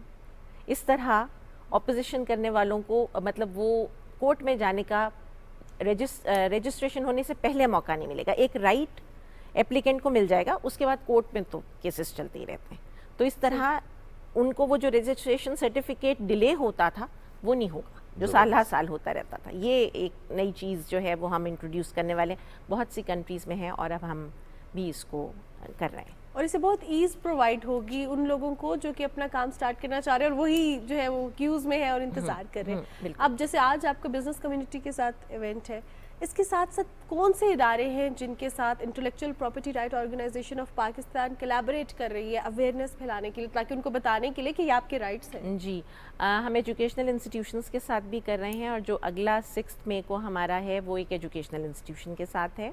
हम स्टूडेंट्स को अवेयरनेस देंगे और हमारे जो टिस्क्स हैं उनके जितने फोकल पर्सनस हैं वो भी उसमें आएंगे। इसके अलावा रिसर्च इंस्टीट्यूशंस के साथ हमारी कोलैबोरेशन है, तो वहाँ पे भी हम करेंगे। जैसे लाहौर में हम वहाँ करेंगे, इस्लामाबाद में, कराची में हम चेम्बर्स में करेंगे और पेशावर और कोयटा में हम इसी तरह रिसर्च इंस्टीट्यूशंस और एजुकेशनल इंस्टीट्यूशंस में करेंगे। तो ये एक पूरा जो भी रिलेटेड रेलेवेंट ऑर्गेनाइजेशंस हैं उन सबको हम कवर करेंगे। शाज़िया साहिबा, हमारा एक बहुत अहम शोबा है, पूरी इंडस्ट्री है जिसे हम एंटरटेनमेंट इंडस्ट्री कहते हैं। उसमें म्यूज़िक भी शामिल है, उसमें ड्रामा है, मूवी है। जिसका स्क्रिप्ट है, जिसका आइडिया है, वो शेयर करता है किसी के साथ और इससे कबल के उसके साथ कोई वाहिदा हो, वो पूरे का पूरा ड्रामा या पूरे का पूरा स्क्रिप्ट या पूरे का पूरा म्यूजिक एल्बम जो है वो मार्केट में आ जाता है। उनके लिए भी कुछ इकदाम किए जा रहे हैं ताकि वो भी अपने राइट्स हासिल कर सकें? बिल्कुल, ये एनफोर्समेंट के इश्यूज़ होते हैं और एनफोर्समेंट के लिए हम बहुत काम करें। पहले तो मैं ये बताऊँ, कॉपीराइट कहते हैं इसको। یہ جو آپ پرفارمنگ آرٹس کی بات کر رہے ہیں، اور کاپی رائٹ کے لاء میں بھی امینڈمنٹ کی جا رہی ہے. یہ کافی ایڈوانس سٹیج پہ ان قریب ہو جائے گی. ٹریڈ مارک کے لاز میں ہم امینڈمنٹس کر چکے ہیں. اس میں ہم نے پینلٹیز جو ہیں، جو سزا ہوتی ہے، اس میں منیمم پینلٹیز انٹروڈیوس کی ہیں، وہ نہیں تھیں، اور میکسیمم ہم نے بڑھا دی ہیں. اچھا. تو یہ ڈیٹرنٹ جو ہے اس کو انٹروڈیوس کیا جا رہا ہے. پلس ہم جو لا انفورسمنٹ ایجنسیز ہیں، جیسے کاپی رائٹ کو FIA اور پولیس دیکھتی ہے، تو ان کے ساتھ ہم زیادہ کلوز کلیبریشن کر رہے ہیں. ان کے ساتھ ہم ڈیٹا شیئرنگ بھی کرتے ہیں، اور ہم ان سے ریکویسٹ یہ کرتے ہیں کہ جو بھی ہم آپ کو میں یہ بتاتی چلوں کہ ایز پر آر لا جو بھی انفرنجمنٹ کی کمپلینٹ ہے، جیسے کسی نے کسی کا حق غصب کر لیا ہے، تو وہ کمپلینٹ IPO کو کرے گا، اور اگر وہ FIA کو بھی کرے گا تو FIA پہلے IPO کو ریفر کرے گی، اور IPOs کو اوتھینٹیکیٹ کرے گا کہ ہاں ٹھیک ہے یہ جینوئن. بعض اوقات غلط کمپلینٹس بھی تو آ جاتی ہیں نا، جھوٹی کمپلینٹس آ جاتی ہیں، تو we are there to certify کہ ہاں یہ کمپلینٹ جینوئن ہے، اس پہ آپ ایکشن لیں. اور وہ پھر FIA یا جو بھی لا انفورسمنٹ ایجنسی ہے اس کے اوپر کام کرتی ہے. اس میں جو امپروومنٹ ہے وہ یہ ہے کہ پہلے اس کے اوپر کوئی انفورسمنٹ کے رولز نہیں بنے ہوئے تھے جو ہم بنا رہے ہیں، اور جس میں ڈیفائنڈ ہوگا رول کہ لا انفورسمنٹ ایجنسی کا کیا ہے، ہمارا کیا، اور ٹائم لائنز بھی ہوں گی، تاکہ جو اپلیکنٹ ہے، جو بھی جس نے کمپلیننٹ ہے، اس کو جلد سے جلد انصاف مل سکے. اور اس کے علاوہ جب تک وہ انفورسمنٹ رولز نہیں بنتے ہیں تب تک میں نے SOPs ایک ایشو کیے ہیں جو کہ ہم نے اپنی ویب سائٹ پہ دے دیے ہیں. اور پہلے ہم یہ نہیں کر رہے تھے کہ جو لا انفورسمنٹ ایجنسیز ہیں ان سے ہم فیڈ بیک لیں کہ آپ کیا کر رہے ہیں اس پہ. اب ہم وہ بھی کر رہے ہیں اور وہ دے رہے ہیں ہمیں فیڈ بیک. تو اس سے فائدہ یہ ہے کہ یہ انشور ہو رہا ہے کہ اس کے اوپر ایکشن ہو رہا ہے، یہ ایسے ہوا میں کمپلینٹس نہیں چلی جا رہی. پلس ایک آن لائن کمپلینٹ سسٹم ہم ڈیولپ کر رہے ہیں. اس کا یہ فائدہ ہوگا کہ کمپلیننٹ آن لائن کمپلینٹ کر سکے گا، پلس اس کو اس میں سارے لا انفورسمنٹ ایجنسیز جو ہیں وہ ساتھ شامل ہوں گی. ایک پورٹل ہے جو ہم PITB کی مدد سے بنا رہے ہیں، اور اس کا فائدہ یہ ہوگا کہ کمپلیننٹ دیکھ سکے گا کہ میری کمپلینٹ کا اب اس وقت سٹیٹس کیا ہے، اور وہ کہاں پہنچی ہے، اور اس میں اگر ڈیلے ہے تو کہاں ڈیلے ہے، تاکہ وہاں وہ اپروچ کر سکے. تو یہ کچھ چیزیں ہیں. اچھا، جیسے آپ کاپی رائٹس کے حوالے سے بات کری تھی، اسی طرح ہم جو ہے سافٹ ویئرس کے حوالے سے بات کریں تو سافٹ ویئرس بھی بہت زیادہ ہم ایسا کرتے ہیں کہ وہ ان کو ہم کاپی کر رہے ہوتے ہیں، اور وہ بہت زیادہ مارکیٹ میں اسپریڈ بھی ہے، and people are okay with that. اس کے ساتھ ساتھ جو بہت فیمس یا بہت ایکسپینسو پبلیکیشنس کی کتابیں ہوتی ہیں ان کو اپنے لوکل پبلیکیشن سے پبلش کروا کے خریدنا، تاکہ وہ جو پرائس ڈفرینس ہے وہ جو ہم افورڈ نہیں کر سکتے، وہ بھی بہت زیادہ کامن پریکٹس ہے. اب بائی لا یہ پریکٹس صحیح ہے یا غلط ہے؟ نہیں، یہ غلط ہے بالکل. اور ابھی ریسنٹلی ہمیں آکسفورڈ بکس سے اور بہت سی اور آتی رہی ہیں. جب سے ایک بات میں آپ کو بتاؤں، جب سے میں نے یہ SOPs پبلش کیے ہیں، جو انفلو آف کمپلینٹس ہے وہ بھی بہت بڑھ گیا. اچھا. تو ہمارے مطلب لوگوں کو شاید ویب سائٹ دیکھ کے کہ SOPs ہیں اور یہ ان پلیس ہیں تو شاید لوگوں کا کانفیڈنس بہتر ہوا ہے ہمارے آرگنائزیشن پہ، لیکن ہم اس کے اوپر بہت ریگریسلی کام کر رہے ہیں. سافٹ ویئرس بھی کاپی رائٹ ہوتے ہیں، یہ بھی کاپی رائٹ کی ایک فارم ہے، بکس بھی کاپی رائٹ کی ایک فارم ہے، یہ سب کاپی رائٹ میں آتا ہے. اور اس کو نہ صرف یہ کہ انفورسمنٹ کے لیے ہم یہ کر رہے ہیں جو میں نے بتایا، اس کے علاوہ ہم نے ٹریبیونل اسپیشل بنوائے ہیں. 3 ٹریبیونل سے انیشلی، جو کہ کراچی، لاہور اور اسلام آباد میں تھے. ابھی ریسنٹلی ہم نے بہت کوشش کر کے 2 اور ٹریبیونلز بنائے ہیں. ایک راول پنڈی میں، کیونکہ لاہور میں بہت بیک لاگ تھا، پنجاب بہت بڑا ہے، پورا پنجاب لاہور دیکھتا تھا. اور ایک کوئٹہ میں بنا ہے کیونکہ بلوچستان میں کوئی نہیں تھا. اور اب ہم 3 اور بنوانے کی کوشش کر رہے ہیں. ایک انشاءاللہ پشاور میں ہوگا، KP میں کوئی نہیں ہے، اور ایک جو ہے ملتان میں ہوگا، تاکہ ساؤتھ پنجاب جو ہے، ایک راول پنڈی نے تو نارتھ پنجاب لے لیا، سینٹرل پنجاب لاہور دیکھ رہا ہے، تو ساؤتھ پنجاب کے لیے ملتان، اور سندھ کے لیے ہم سکھر میں بنانے کی کوشش کریں. IP ٹریبیونلز میں انفرنجمنٹ کی جو کیسز ہیں نا سارے، یہ نقالی وقالی، اس کے کیسز IP ٹریبیونلز دیکھتے ہیں، عام کورٹس نہیں دیکھتی. تو اس کے جو ججز ہیں ان کا پہلے یہ ہوتا تھا کہ وہ ڈیڈیکیٹڈ نہیں ہوتے تھے، ایڈیشنل چارج دیتے تھے، اویئرنیس کہیں بھی نہیں تھی. تو ہم نے لکھ کے اور شور مچا کے IPO نے اب یہاں پہ بات آ گئی ہے کہ ڈیڈیکیٹڈ ججز جو ہیں اپوائنٹ ہوتے ہیں for a period of 3 years. وہ ٹرم بھی کوئی نہیں تھی، جلدی چینج ہوتے تھے، ان کی ایکسپرٹیز بھی ڈیولپ نہیں ہوتی تھی.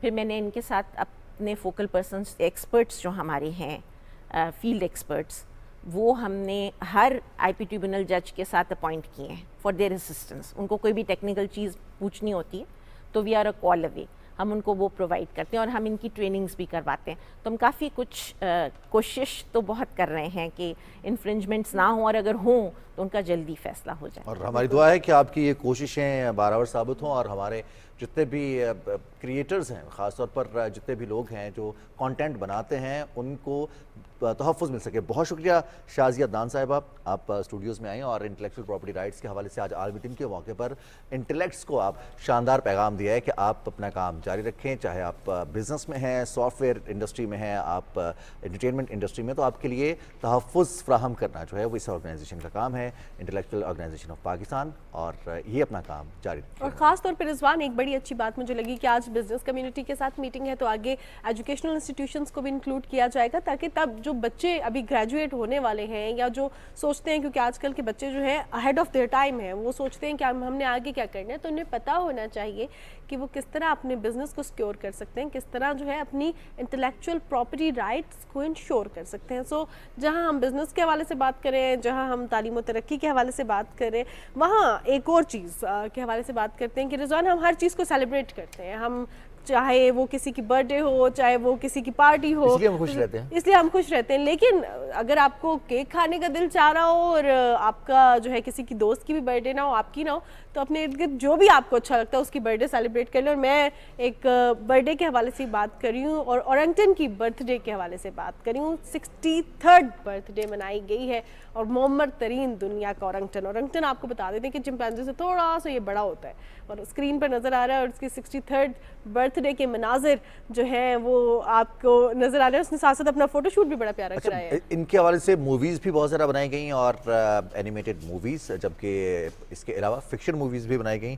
تاہم بتایا جائے کہ بیلا, جس کی زندگی 63 برس ہو گئی ہے, اس کی 63ویں سالگرہ منائی گئی ہیمبرگ میں, اور چڑیا گھر کے عملے کے ساتھ مل کر اپنی سالگرہ کا یہ کیک کاٹا ہے. اور یہ دیکھتے ہیں کہ جو سالگرہ کی تقریب ہے یہ بڑی شاندار تقریب رہی, اور اس میں اورنگٹن کو کیک بھی کھلایا گیا. جب بہت سارے لوگ ایک ہی جگہ رہنا جو ہے وہ ان کو پسند نہیں ہوتا, تو لیکن کچھ لوگ ایسے ہوتے ہیں کہ دنیا کے ریکارڈز بنانے کے لیے وہ ایک ہی جگہ رہ لیتے ہیں, اور اگر برف کا باکس ہو تو اس کے اندر رہنا زیادہ مشکل ہے. کتنی دیر رہ سکتا ہے انسان؟ میرے خیال سے تو رضوان شاید 5 سیکنڈ بھی نہیں, لیکن کچھ ایسے لوگ ہیں گرمیاں آ رہی ہیں, گرمیوں میں ہاں, لیکن برف جلا دیتی ہے آپ کی اسکن کو, بٹ اسٹل ریکارڈز بنانے کے لیے, اور لوگ سم ٹائمس کوئی ایکسٹرا آرڈنری شاید پاور رکھتے ہیں تو وہ ایکسٹرا آرڈنری کام کر کے دکھاتے ہیں. اور ابھی مجھے اسٹل یاد ہے کہ میں نے ایک دفعہ جو فریزر کھول کے برف کو ہاتھ لگایا تھا نا, تو میرا ہاتھ چپک گیا تھا. تو لیکن لوگ جو ہے شاید بہت زیادہ وہ ایکسپرٹ ہو گئے اس حوالے سے. ہم پولینڈ کا رخ کرتے ہیں جو ویسے بھی بڑا ٹھنڈا ملک ہے, لیکن اس ٹھنڈے ملک میں مزید ایک بہت زبردست کارنامہ ہوا ہے, اور وہ کارنامہ یہ ہے کہ ایک شخص نے 4 گھنٹے جو ہے وہ برف میں گزارے ہیں, جس میں صرف جو ہے اس کی گردن باہر ہے. یہ تو آپ نے کبھی کرنا نہیں ہے گھر میں, لیکن رضوان یہ کتنا ویسے مجھے تو دیکھ کے لگ رہا ہے بڑا ڈیرنگ بندہ تھا جس نے 4 گھنٹے برف میں گزارے ہیں. اور یہ اس کے لیے یقینی طور پر انہوں نے پہلے اپنی اسٹیمنا بلڈ کرنے کے لیے پریکٹس بھی کی ہوگی, لیکن ہم اپنے ناظرین کو یہ بتاتے چلیں, خاص طور پر بچوں کو, کہ یہ چیز گھر میں کرنے کی نہیں ہوتی, کیونکہ اس کے لیے باقاعدہ حفاظتی اقدامات تمام کے تمام میئرز لینے کے بعد یہ اس کو اٹیمپٹ کیا گیا. اور بہت سارے اٹیمپٹس کے پیچھے بہت طویل کہانی ہوتی ہے, بہت طویل ہارڈ ورک ہوتا ہے, اور اس ہارڈ ورک کے بعد ہی وہ کام سر انجام دیا جاتا ہے. تو اور یہ نہ ہو کہ بچے اپنے گھر سے ساری آئس کیوبز نکالیں اور ڈال لیں ٹب میں اور بیٹھ جائیں, ایسا آپ نے بالکل کوئی کام نہیں کرنا. وہ جب بھی ہم کوئی ایسی چیز دیکھتے تھے نا تو نیچے ایک ڈسکلیمر چلتا تھا, don't try this at home. تو یہ کام آپ نے گھر میں نہیں کرنا. ہاں, ہمارے پروگرام کو اگر آپ نے اپنے گھر پہ کرنا کوشش کرنی ہے, جسے ہم بیٹھ کے بات کرتے ہیں, پروگرام کرتے ہیں, تو آپ کر سکتے ہیں, لیکن یہ والا Guinness book of world record خاص طور پر آپ نے ٹرائی نہیں کرنا. بالکل. ایک اور چیز جو ہے وہ آپ نے گھر میں کرنی ہے, اور وہ ہے صفائی, آرائش, تعزین گھر کی. اور یہ جو ہے وہ کہتے ہیں جیسے آرائش و تعزین وہ جو ہوتی ہے تزئین و آرائش, تزئین و آرائش. ہاں, Rizwan is very good at Urdu, تو وہ جو ہے نا بڑی مہنگی پڑ جاتی ہے.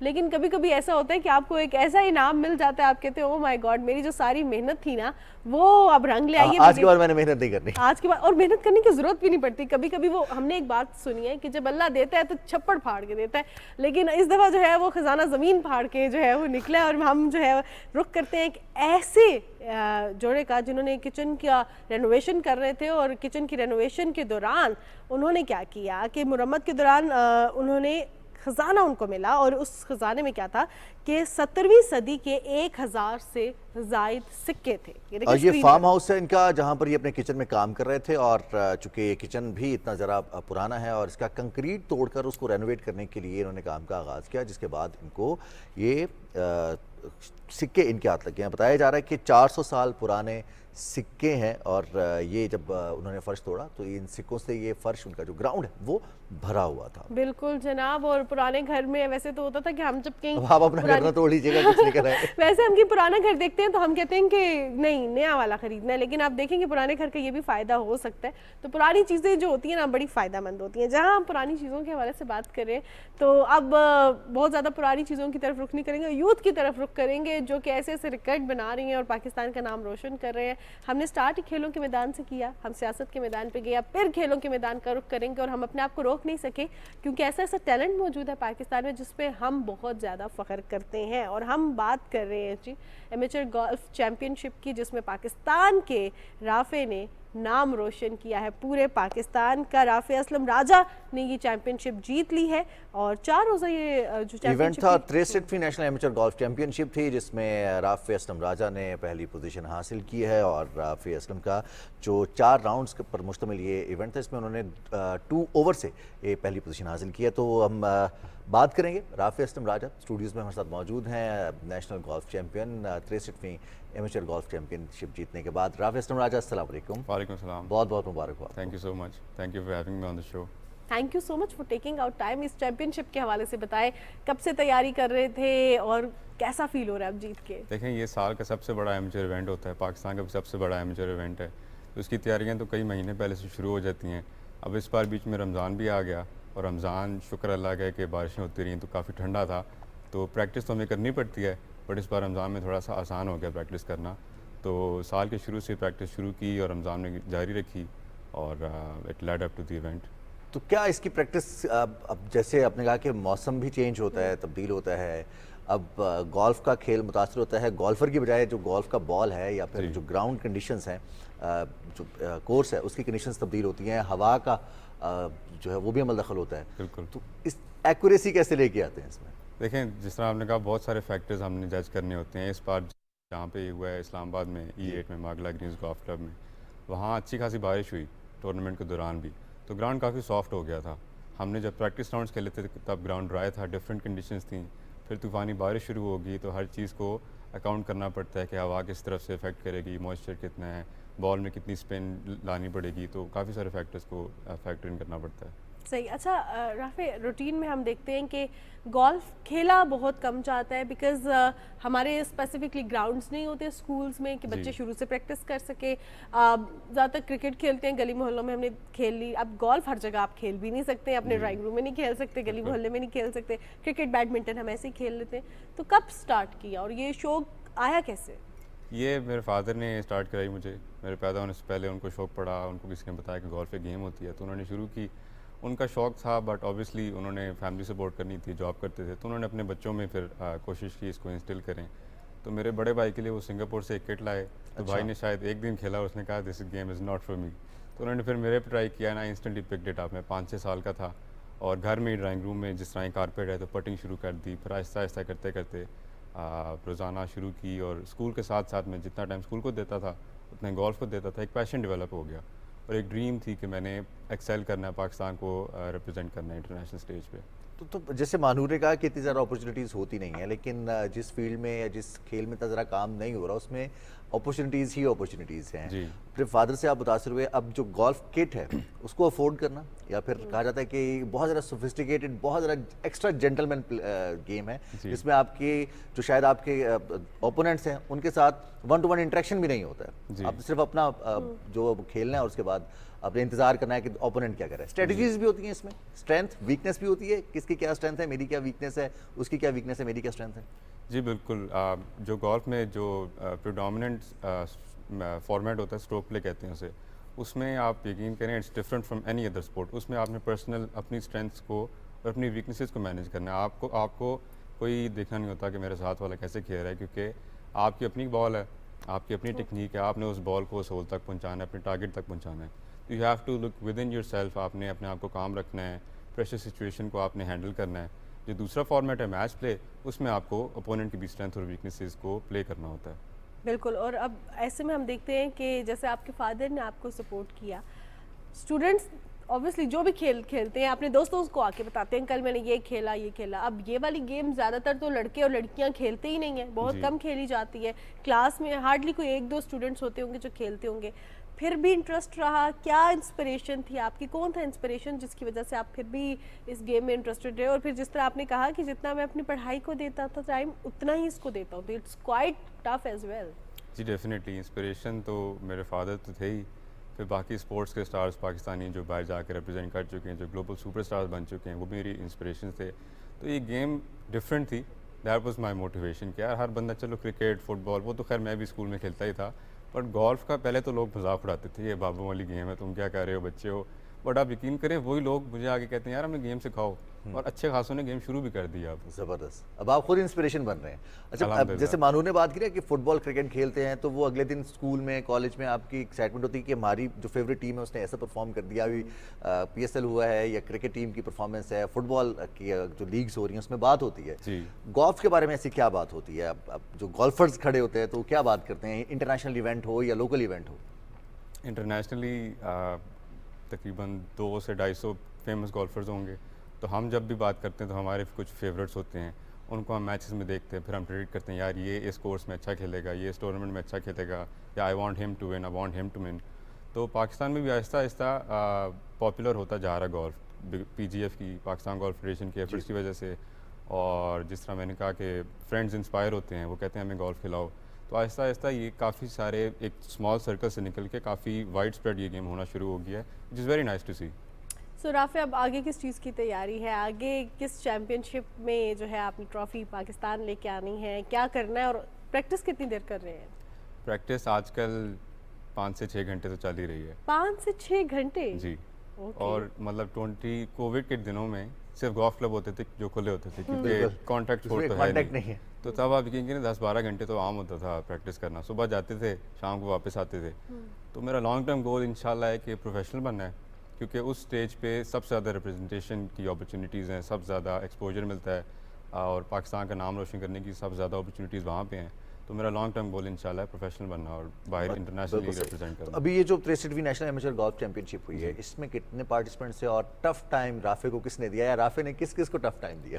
جی اس میں ٹوٹل تقریباً 225-230 پارٹیسپینٹس تھے، جس کے اندر ایمیچرز جس میں میں تھا، ایک سینئرز کی کیٹیگری تھی، ایک لیڈیز کی کیٹیگری تھی.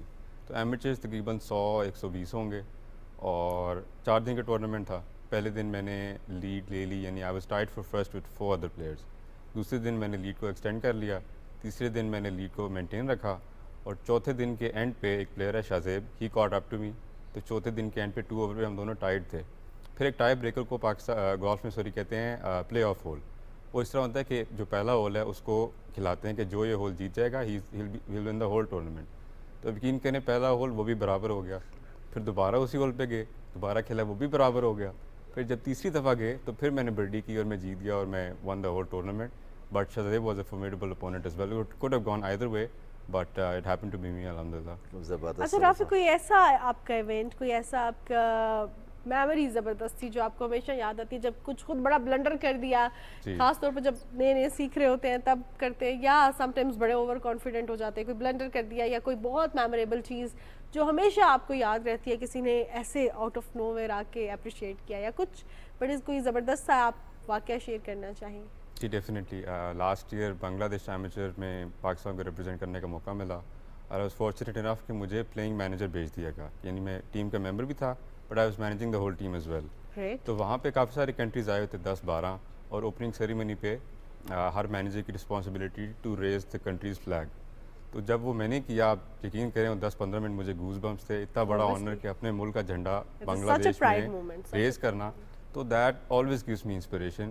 if I have done that تو پھر I can do anything. Amazing. زبردست. اور ہماری دعا ہے رافع کہ آپ اسی طرح سے کامیاب ہوتے رہیں. اور جو گولف فیڈریشن کے اقدامات ہیں تھوڑا سا ہم اس کے حوالے سے بات کریں گے. کھیل کے فروغ کے لیے اس کھیل کی تشہیر کرنا یا پبلسٹی کرنا اور ایونٹس کروانا خاص طور پر گراس روٹ لیول پر کتنا امپورٹنٹ ہے؟ اور جو گولفرز ہیں جیسے آپ ہیں اور باقی گولفرز ہیں 200 سے زیادہ گولفرز کا 4 روزہ چیمپئن شپ میں شرکت کرنا گڈ نمبر. تو یہ اسکولس کالجز یونیورسٹیز تک لے کے جانا کتنا امپورٹنٹ ہوگا؟ آئی تھنک ابھی تک اب آپ کمپیئر کریں 5 سال پہلے اور ابھی تک, تو لیڈیز اسپیشلی 90 یا 80-90 ہوتی تھیں جو ایکٹیولی گولف کھیلتی تھیں, اب وہ نمبر 300 کے قریب ہے. اور ایمیچرز جونیئرز اگر آپ کوئی بھی فگر کمپیئر کریں تو اٹ ہیز گرون ٹوائس اور thrice as much as it was 5 years ago through the efforts of Pakistan golf federation. اور وہ ایک بات آتی ہے کہ جی پریولیج لوگ صرف کھیل سکتے ہیں, تو پی جی ایف نے پالیسیز اب ایسی نکالی ہیں کہ جو انڈر پریولیج لوگ ہیں جو نہیں افورڈ کر سکتے they can also play through applying through P G F. مہنگا گیم کہا جاتا ہے نا جی, مہنگا کھیل کہا جاتا ہے نا. بالکل بالکل. تو وہ آپ اس مسکنسیپشن کو بھی توڑنا ہے, اس کو وائڈ اسٹریٹ بنانا ہے, اور اسکولز میں جا کے ڈیفینیٹلی یہ اویئرنیس پھیلانی پڑے گی کہ گولف بچوں کو جتنا جلدی سکھائیں گے اتنا جلدی, کیونکہ اس گیم میں کوئی ایج لمٹ نہیں ہوتی, but the sooner you start the sooner you become greater, the sooner you become a champion, اور آپ کی پھر کریئر کی لانجیوٹی بن جاتی ہے.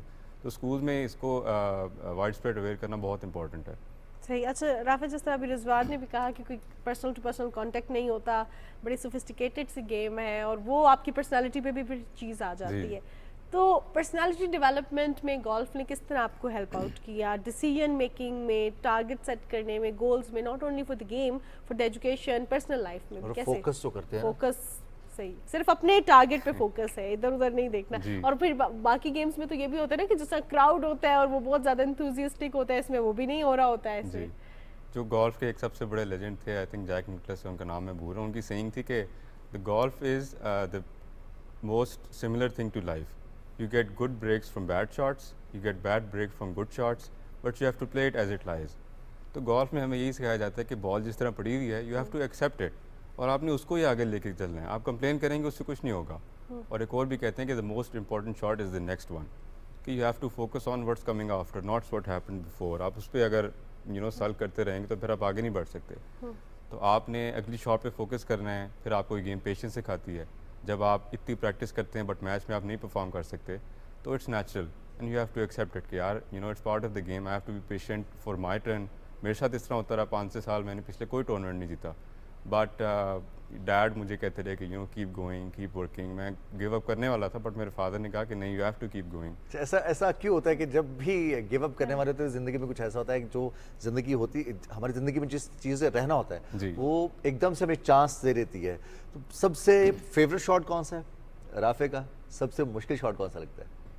فیوریٹ شاٹ میرا جو پہلی ٹی شاٹ جس کو ڈرائیو کہتے ہیں وہ ہوتی ہے, کیونکہ نیچرلی تھوڑا میں فزیکلی بڑا ہوں تو وہ اچھی لمبی بال بھی جاتی ٹی کے اوپر ہوتا ہے تو بالکل, تو اس سے مجھے ایڈوانٹیج مل جاتا ہے. اور سب سے زیادہ ہوا میں رہتی ہے, اس کو دیکھنے کا ایک اٹس اے ڈفرینٹ فیلنگ. جب آپ ایک ball, it's like watching a painting, it's something you like, تو آپ کو دیکھنے میں بڑا اس کو اچھا لگتا ہے. اچھا ایک اور سوال, مشکل شاٹ کون سا ہے؟ مشکل شاٹ آپ کہہ سکتے ہیں بنکر کی شاٹ مجھے نہیں پسند, جو سینڈ ٹریپ سے نکالتے ہیں, آئی ڈونٹ لائک. اوکے جی, تو ایک اور سوال آپ سے جاننا چاہوں گی, بڑا جو ہے انٹرسٹنگ بھی ہے کیونکہ میرے مائنڈ میں آؤٹ آف نو ویئر یہ آ گیا کہ جب ہم ہر میچ کے یا ہر کرکٹ کے حوالے سے دیکھیں, ہر اسپورٹس کا ڈفرینٹ ایک یونیفارم ہوتا ہے. اب جب گولف کا یونیفارم ہوتا ہے, اب جس طرح ہم نے پہلے بھی پروگرام میں بات کی, اس کو کہا جاتا ہے کہ یہ بہت زیادہ مہنگا شوق ہے, مہنگا کھیل ہے. تو ہماری موویز میں بھی, انٹرٹینمنٹ انڈسٹری میں بھی کسی کو بہت امیر دکھانا ہوتا ہے تو وہ گولف کھیلتا ہے. تو بیسکلی جو ان کا یونیفارم ہوتا ہے وہ بھی بڑا ڈفرینٹ سا ہوتا ہے, بڑا ٹائٹلی فٹ سا اور بڑا کمفرٹیبل سا دیکھنے میں. It's quite different than the others uniform. تو کیا اس میں کیوں, لاجک کیا ہے اس کے پیچھے کہ آپ کا ایسا, اور خاص طور پہ ہم دیکھتے ہیں کہ بڑا ڈفرینٹ اسٹائلش لک آ رہی ہوتی ہے اس میں. عام طور پہ اگر ڈفرینٹ کھیلوں کا دیکھا جائے تو ایسا نہیں ہے, اس کے پیچھے کیا لاجک ہے؟ بس وہ جنہوں نے گیم بنائی تھی انہوں نے اس کو ایک جینٹل مینز گیم کہا تھا. جینٹل مین گیم, انہوں نے وہ ایک امیج مینٹین کرنی تھی, بٹ وہ صرف ایسے نہیں کہ آپ مہنگے کپڑوں سے وہ کر سکتے ہیں. آپ کوئی بھی پولو شرٹ پہن لیں, کوئی بھی ڈریس پینٹ پہن لیں, کوئی بھی اسپائس والے شوز پہن لیں اور ایک کیپ پہن لیں. It can be as simple as that. But dress pant is not normal یا not common in other games, so it is something very jeans میں بھی کھیل different. سکتے ہیں, جینس بھی نہیں الاؤڈ. جینس میں الاؤڈ نہیں ہے. اور یہ وہ رولز ہیں یہ میں جاننا چاہ رہی تھی. اچھا گولف کے کچھ رولز ہیں, جیسے سٹکس ہیں, ہم ٹی شاٹ کی بات کریں یا پھر جو آپ کی برڈی کی شاٹ ہوتے ہیں اس کے لیے آپ سٹکس یوز کرنی ہے آپ نے, جو ان کے لیے الگ رولز ہیں. پھر آپ نے کتنے شاٹس کھیلیں, کتنے اسٹروکس کھیلنے ہیں, اس کے لیے بھی الگ رولز ہیں. آپ ڈسکوالیفائی بھی ہو جاتے ہیں اگر آپ غلط شاٹ کھیلتے ہیں. تھوڑا سا ہمارے ناظرین کے انٹرسٹ کے لیے جو بیسک رولز ہیں جو آج گولف شروع کرنا چاہتے ہیں, چاہے وہ گھر میں ہی شروع کرنا چاہتے ہیں, تو ان کو کون کون سے رولز सामने रखने होंगे? बेसिक रूल्स तो ये हैं कि आप हाथ से बॉल नहीं फेंक सकते क्योंकि अक्सर जैसे क्रिकेट है या कोई भी टेनिस है या वैसे कैच खेलते रहते हैं तो इंक्लिनेशन होती है कि बॉल को उठा के हाथ से फेंक दें। ये खतरनाक होती है। ख़तरनाक है। सबसे बेसिक रूल है कि आपने सिर्फ क्लब से ही बॉल को आगे फॉरवर्ड करना है। दूसरा रूल जैसे आपने बर्डी का, तो ये अब हर ओवर की ना एक सेट नंबर ऑफ़ शॉट्स होती हैं कि इसमें आपने कंप्लीट करना है। जैसे अगर वो 4 शॉट्स का होल है, अगर आप 3 में करेंगे तो वो बर्डी होगी। बिल्कुल। अगर आप वो 4 शॉट्स का होल है 4 में करेंगे उसे पार कहेंगे, अगर आप 5 में करेंगे उसे बोगी कहेंगे। तो golf is different from other sports कि इसमें आपने सबसे कम स्कोर करना होता है। हाँ। बाकी स्पोर्ट्स में आप देखेंगे क्रिकेट में सबसे ज़्यादा स्कोर कर दिया, फुटबॉल में गोल ज़्यादा कर दिए, तो गोल्फ में आपने अपना स्कोर कम से कम रखना होता है and the least score wins. ये बेसिक प्रिंसिपल है गोल्फ का। सही हो गया। At the end of the segment क्या मैसेज देना चाहेंगे? मैसेज मेरा ये होगा कि बिल्कुल बुड्ढों की बाबों की गेम नहीं है and once you start to play this game you see कि it's such a beautiful game. आप एडिक्शन की तरफ चले जाते हैं। तो वीकेंड्स पे अब मैं देखता हूँ मेरे जो दोस्त नहीं खेलते थे, अब एवरी वीकेंड वो शुक्र करते हैं कि छुट्टी मिली है, हम किट उठा के गोल्फ क्लब जाएंगे, खेलेंगे, अच्छी गपशप लग जाती है। एंड मोस्ट ऑफ ऑल जो गोल्फ की एनवायरनमेंट है, इतनी ग्रीनरी है, पानी बह रहा है, Soothing environment सूदिंग है, है, बिल्कुल। कामिंग है। आप ज़िंदगी की टेंशन से एस्केप करने के लिए आप गोल्फ क्लब पे बट हैं। Still as is just a number, किसी एज में भी स्टार्ट कर किसी सकते age हैं। में भी थैंक यू start सो कर मच सकते राफे फॉर योर टाइम। और हम जो है प्रोग्राम का सिलसिला आगे भी बढ़ाएंगे और कुछ क्या हो रहा है दुनिया में, क्या हो रहा है पाकिस्तान में, इस हवाले से बात करेंगे, लेकिन एक ब्रेक के बाद।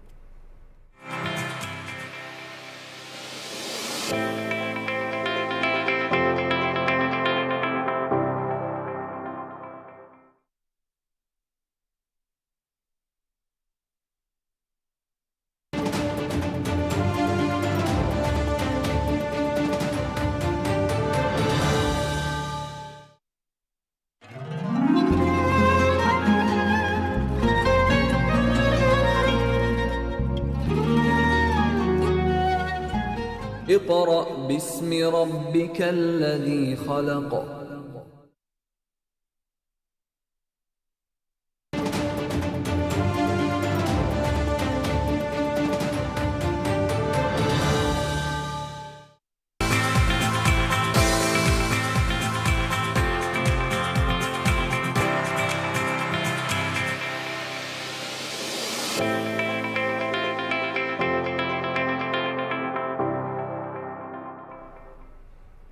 और नाज़रीन, आज जुम्मतुल मुबारक है और साथ ही साथ हम कुछ बात करेंगे इस अहम मौजू पर कि जहां हमने ईद उल फितर का एहतमाम किया, ईद उल फितर पर हमने खुशियां मनाई, रमज़ान मुबारक हमने बड़े अच्छे से गुजारा। अब तैयारी हो रही है, उससे कबल ही तैयारी का आगाज़ कर दिया गया था। एक हज ख़त्म होता है, दूसरे हज का आगाज़ हो जाता है, उसकी तैयारियां शुरू कर दी जाती हैं। तो वज़ारत मज़हबी उमूर की जानिब से हज 2024 के लिए इंतज़ामात को हतमी शक्ल दी जा रही है। वहीं पर हुज्जाज इकराम को, फ़र्ज़ंदान इस्लाम की तरबियत भी की जा रही है कि उन्हें इस दौरान जो मनासिक हज हैं वो कैसे अदा करने हैं सफ़र के दौरान, और सऊदी अरब में अपने क़याम के दौरान उन्हें कौन कौन सी ऐसी ज़रूरी बातों का ख्याल रखना है। इस हवाले से वज़ारत मज़हबी उमूर की जानिब से इजलासों का अहतमाम किया जा रहा है। और इसके साथ साथ हम जहाँ पे ज़रूरी बातों का ख्याल रखने के हवाले से बात करते हैं, इसके साथ साथ बहुत सी चीज़ें जो हैं इस दफ़ा इंक्लूड भी की गई हैं इस हज पैकेज में, और ख़ास तौर पे जो फैसिलिटीज़ हैं उनको बढ़ाया गया है। क्या इक़दाम किए गए हैं हुज्जाज कराम के लिए, क्या फैसिलिटीज़ बढ़ाई गई हैं, हुकूमत पाकिस्तान क्या किरदार अदा कर रही है,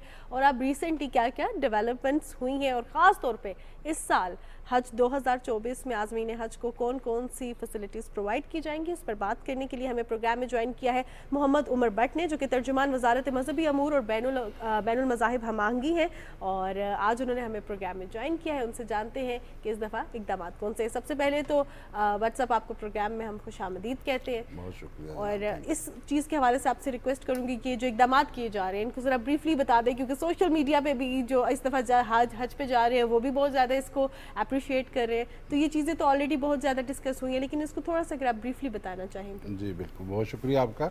जिस तरह आपने बताया कि हज के फ़ौरन बाद अगले हज की तैयारी शुरू हो जाती है, तो इसी तरीके से वज़ारत मज़हबी अमूर ये समझती है कि ये 11 महीने जो हैं ये हज की तैयारी के लिए कम हैं। हम तो एक कॉन्टीन्यूस सीखने के प्रोसेस में और इस हज इंतज़ामात को मज़ीद बेहतर करने के प्रोसेस में लगे हुए हैं। और दूसरा ये है कि माशाल्लाह सऊदी हुकूमत भी जो है वो हज के अंदर हर साल जिद्दत लेके आ रही है और नई नई चीज़ें वहाँ से भी इंट्रोड्यूस हो रही हैं। जिस तरह कोविड गुजरा है उसके हवाले से उन्होंने काफ़ी इक़दाम किए ताकि جو ہمارے عازمین حج ہیں وہ اپنی صحت کے لحاظ سے اور محفوظ ترین اور آسانی کے ساتھ حج کر سکیں. تو لہٰذا اس سال بھی ہم نے جس طرح سعودیہ نے ہمیں احکامات دیے تھے یا بتایا تھا کہ ہم نے حج انتظامات کو پہلے سے ذرا جلدی شروع کر لیا. تو آپ نے دیکھا ہوگا کہ ہم نے حج درخواستیں دسمبر میں ہی طلب کر لی تھیں، جبکہ حج انشاءاللہ جون کے شروع میں یا مڈ میں اس کا تقریباً 13-14 تاریخ سے حج کا آغاز ہونا ہے. تو ہم نے حج درخواستیں طلب کی دسمبر میں. اس کے بعد جو پہلی چیز تھی ہم نے عازمین حج کے لیے ان کی جو آگاہی ہے، ایک تو انتظامی امور ہیں اور دوسرے ہیں ان کے مناسک حج. مناسک حج تو انشاءاللہ وہی رہیں گے قیامت تک، لیکن انتظامی امور میں جدت آتی ہے، تبدیلی آتی ہے.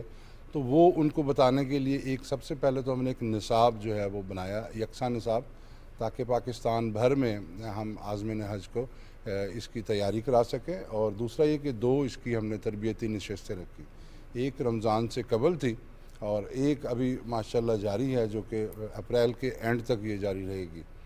اس میں ہم نے جو نئے اقدامات تھے اس کے بارے میں عازمین حج کو بتایا، اور خصوصیت یہ تھی کہ وزارت مذہبی امور کے جو افسران اور عملہ جو کہ اکثر و بیشتر حج پر جاتے ہیں، وہاں کی جو گرمی سردی ہے اس سے واقف ہیں، اس کی اونچ نیچ سے، تو ان کو ماسٹر ٹرینرز بنایا اور انہوں نے پھر یہ جا کے لیکچرز دیے. اور دوسرے ہمارے حاجی کیمپوں کے جو خطباء اور علماء حضرات ہیں انہوں نے.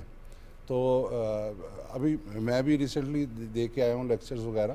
تو اس میں انتظامی لحاظ سے جو ہمارے اس دفعہ اقدامات تھے، نئے اقدامات، چونکہ ہم نے یہ انشاءاللہ بتایا تھا پہلے بھی کہ حج کو ہم ڈیجیٹائز کر رہے ہیں، کیونکہ سعودی عرب میں بھی کافی حد تک وہ چیزیں ڈیجیٹائز ہو گئی ہیں، بڑی ایڈوانس ہو گئی ہیں. تو ہم نے بھی انشاءاللہ حج کو ڈیجیٹائز کیا، اور اس میں سب سے پہلی چیز تھی کہ پاک حج یہ موبائل ایپ ہم نے، ہمارا وزارت IT ہے اس کے تعاون سے ہم نے یہ بنائی ہے، جس کے اندر پہلے تو خطوط کے ذریعے ان کو آگاہی کی جاتی تھی کہ آپ کے کون کون سے مراحل ہیں. تو اب نہ صرف یہ کہ تربیت، مطلب فزیکل تو ہم کر ہی رہے ہیں، لیکن وہ سارا مواد ہم نے پاک حج موبائل ایپ پر بھی دے دیا ہے. دوسرا کہ عازمین حج کو جو بھی ہم نے اگلے اعلانات کرنے ہیں یا ہدایات جاری کرنی ہیں وہ بھی ہم پاک حج کے ذریعے کر رہے ہیں. ان کا سارا ڈیٹا، کوائف وغیرہ وہ اس ایپ پر موجود ہیں. پھر آگے آنے والی جو انفارمیشن ہے، مثال کے طور پر ان کو تربیت کہاں ہوگی، کون سا وینیو ہے، ٹائمنگ کیا ہے، وہ بھی ہم نے اسی کے ذریعے بتائی. ابھی اگلا مرحلہ ہے انشاءاللہ ویکسینیشنز کا، جو کہ حاجی کیمپوں میں ہوتی ہیں. اور یہ آپ کو بتاتے چلیں کہ یہ لازمی ہے سعودی حکومت کی جانب سے، کیونکہ 25 سے 30 لاکھ لوگوں کا مجمع ہوتا ہے ہر سال حج پہ.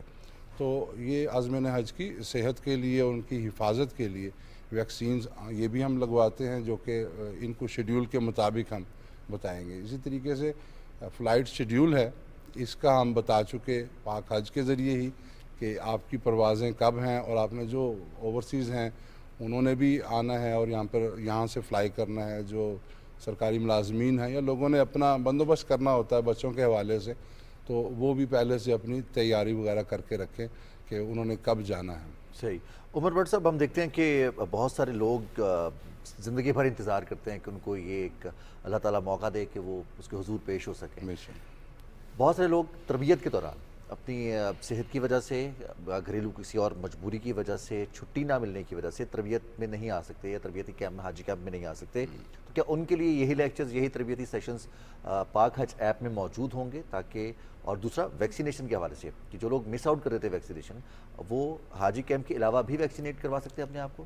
جی دیکھیں، جہاں تک لیکچرز کا تعلق ہے، سب سے بہتر تو یہ ہے کہ فزیکل آپ جو ہے، کیونکہ ہم وہاں پر ہوتے ہیں، ان کو ٹرین کر رہے ہوتے ہیں، تو ایک طریقے سے استاد ہیں ان کے. اور اس کے بعد بھی اگر ان کو کوئی چیز سمجھ نہیں آتی، کویشچن آنسر کا سیشن ہوتا ہے، جو عموماً ماشاءاللہ بعض لوگ تو بہت زیادہ دلچسپی لیتے ہیں، کیونکہ حج ایک ایسی عبادت ہے جو عام طور پر یہاں پہ نہیں کی جا سکتی.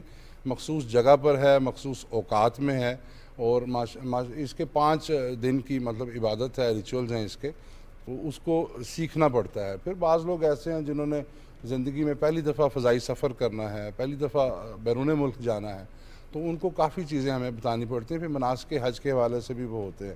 تو بہتر تو یہ ہے کہ اس کو آپ ضرور اٹینڈ کریں. 2 سیشنز رکھے تھے، یہ لازمی ہیں. اگر پھر بھی کوئی اٹینڈ نہیں کر سکا جو اوورسیز ہیں یا کسی وجہ سے ان کو اطلاع نہیں مل سکی تو حاجی کیمپ لیول پر تربیت ہماری جاری رہے گی تو وہاں پر بھی یہ لازمی ہم یہی کہیں گے کہ شریک ہوں. ویسے پاک حج پر بالکل یہ ویڈیو کی شکل میں بھی اور پریزنٹیشن کی شکل میں بھی موجود ہے.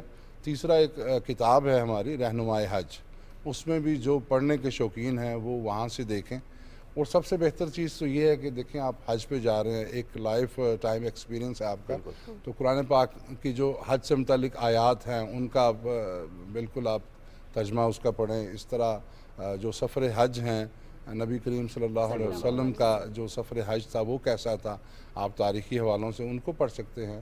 اور بھی کتابیں بہت اویلیبل ہیں, لیکن جو ہماری طرف سے یہ ہے تو وہ لازمی آپ جو ہے نا وہ لازمی پڑھ کے جائیں. ویکسینیشن کا ویکسینیشن اگین یہ حاجی کیمپوں میں دستیاب ہے, اور جو انہوں نے پیمنٹ کی ہوئی ہے تمام عازمین کرام نے, اسی میں سے یہ مطلب فری آف کاسٹ ہے.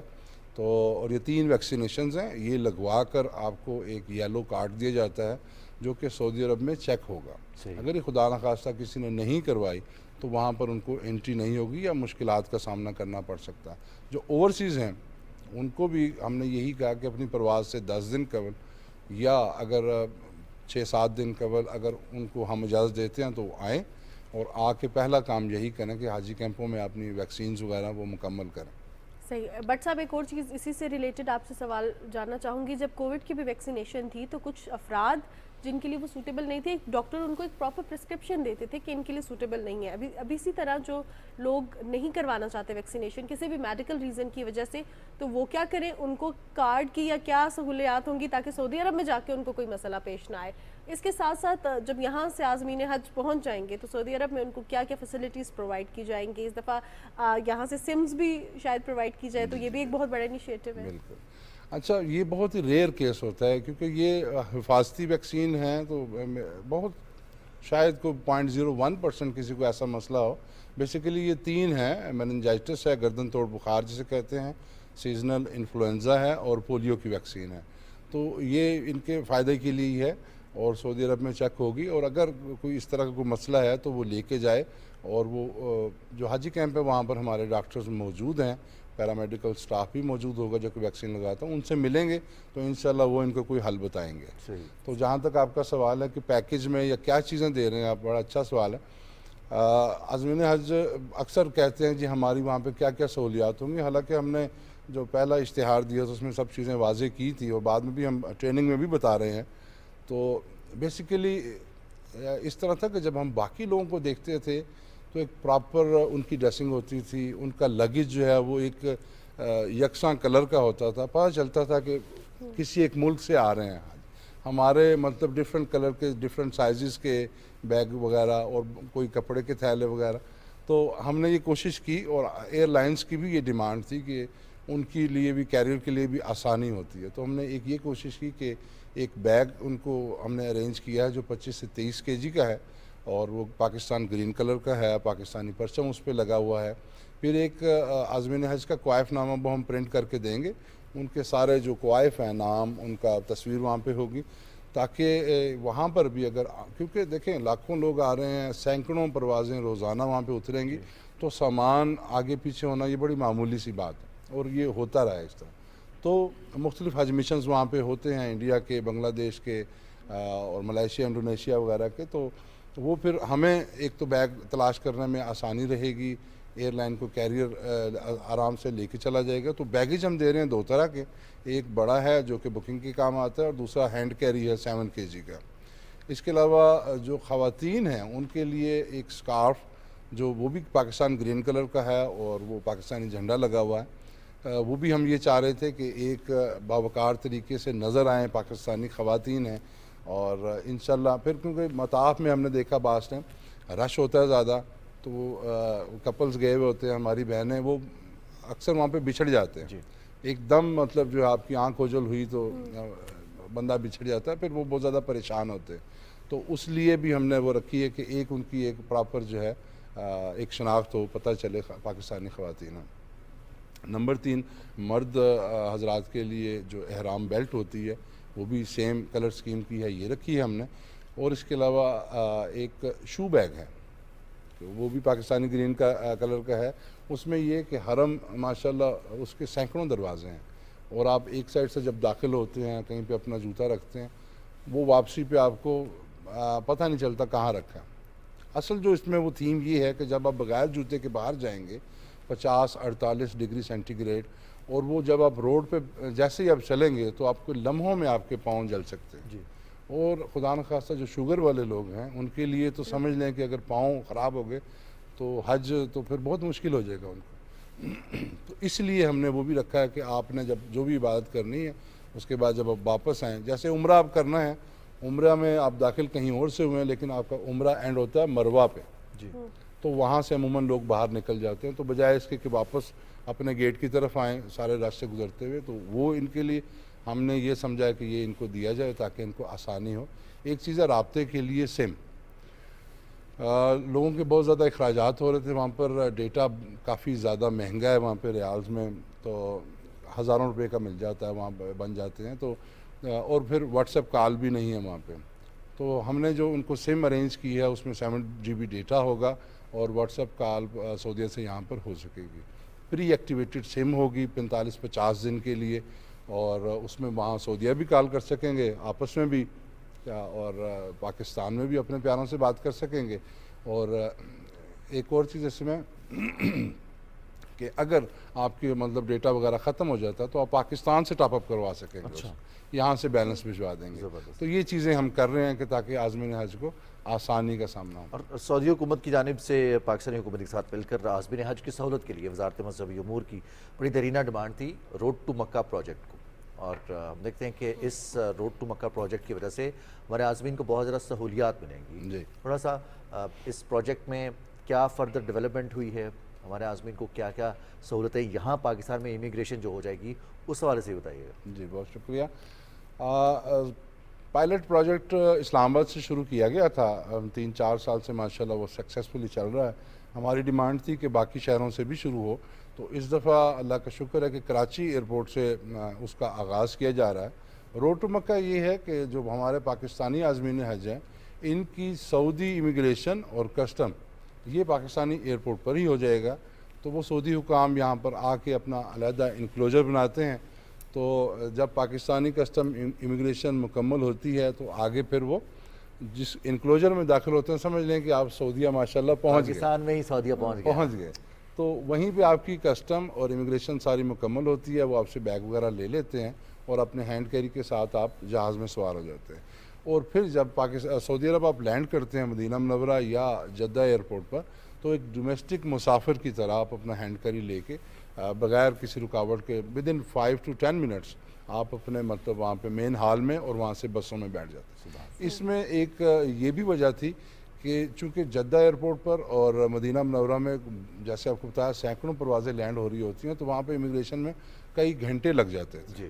تو انشاءاللہ ان کی یہاں پہ وطن میں ہو جائے گی، تو وہاں پر ان کو جسٹ لائک 10-20 منٹ یا آدھے گھنٹے کے اندر وہ اپنی بس میں بیٹھ کر اپنی رہائش گاہوں کی طرف روانہ ہو جائے. اور جس حد تک ہو سکے ان کے لیے ایز پرووائڈ کی جا رہی ہے، اقدامات کیے جا رہے ہیں. بہت شکریہ محمد عمر بٹ صاحب آپ کے قیمتی وقت کا. ہم اس دفعہ جو حجاج کرام کو اقدامات کیے جا رہے ہیں، جو ان کو فیسلٹیز پرووائڈ کی جا رہی ہیں، اس حوالے سے بات کر رہے تھے. اور حکومت پاکستان کی جانب سے بہت زبردست اقدامات کیے جا رہے ہیں. رضوان خاص طور پہ ایک اور چیز جس کے لیے میں بڑی جو ہے ایکسائٹیڈ بھی ہو گئی تھی بات کرتے ہوئے، کہ وہ جو ہمارا پرچم ہوگا وہ ہمارے لگیج پہ بھی، اور ہمارے وہ جو عبایا ہوگا خواتین کا اس کے اوپر بھی پرچم ہوگا. تو یہ ایک بہت زبردست بات ہے. اور خاص طور پہ جب کنیکٹیوٹی کا ایشو ہوتا ہے، وہاں پہ ایک دوسرے سے ذرا بچھڑ جاتے ہیں، تو وہ دور سے دیکھ کے جب آپ کو نظر آئے گا کہ کوئی پاکستانی ہے، تو وہ ایک ہماری فیلنگ بھی بڑی زبردست سی ہوتی ہے پاکستانیوں کو دیکھ کے. بالکل جی. اور ہماری اس دعا کے ساتھ ہی کہ آپ جہاں رہیں خوش رہیں، آس پاس جو لوگ موجود ہیں ان کی خوشیوں کا، ان کی آسانی کا خیال ضرور رکھیں. پروگرام کا وقت ختم ہو جاتا ہے. جی جناب، اپنی میزبان ماہنور قریشی اور رضوان علی کو اجازت دیجیے. انشاءاللہ آپ سے ملاقات ہوگی اگلے ہفتے. اپنا بہت سارا خیال رکھیے گا. اللہ حافظ.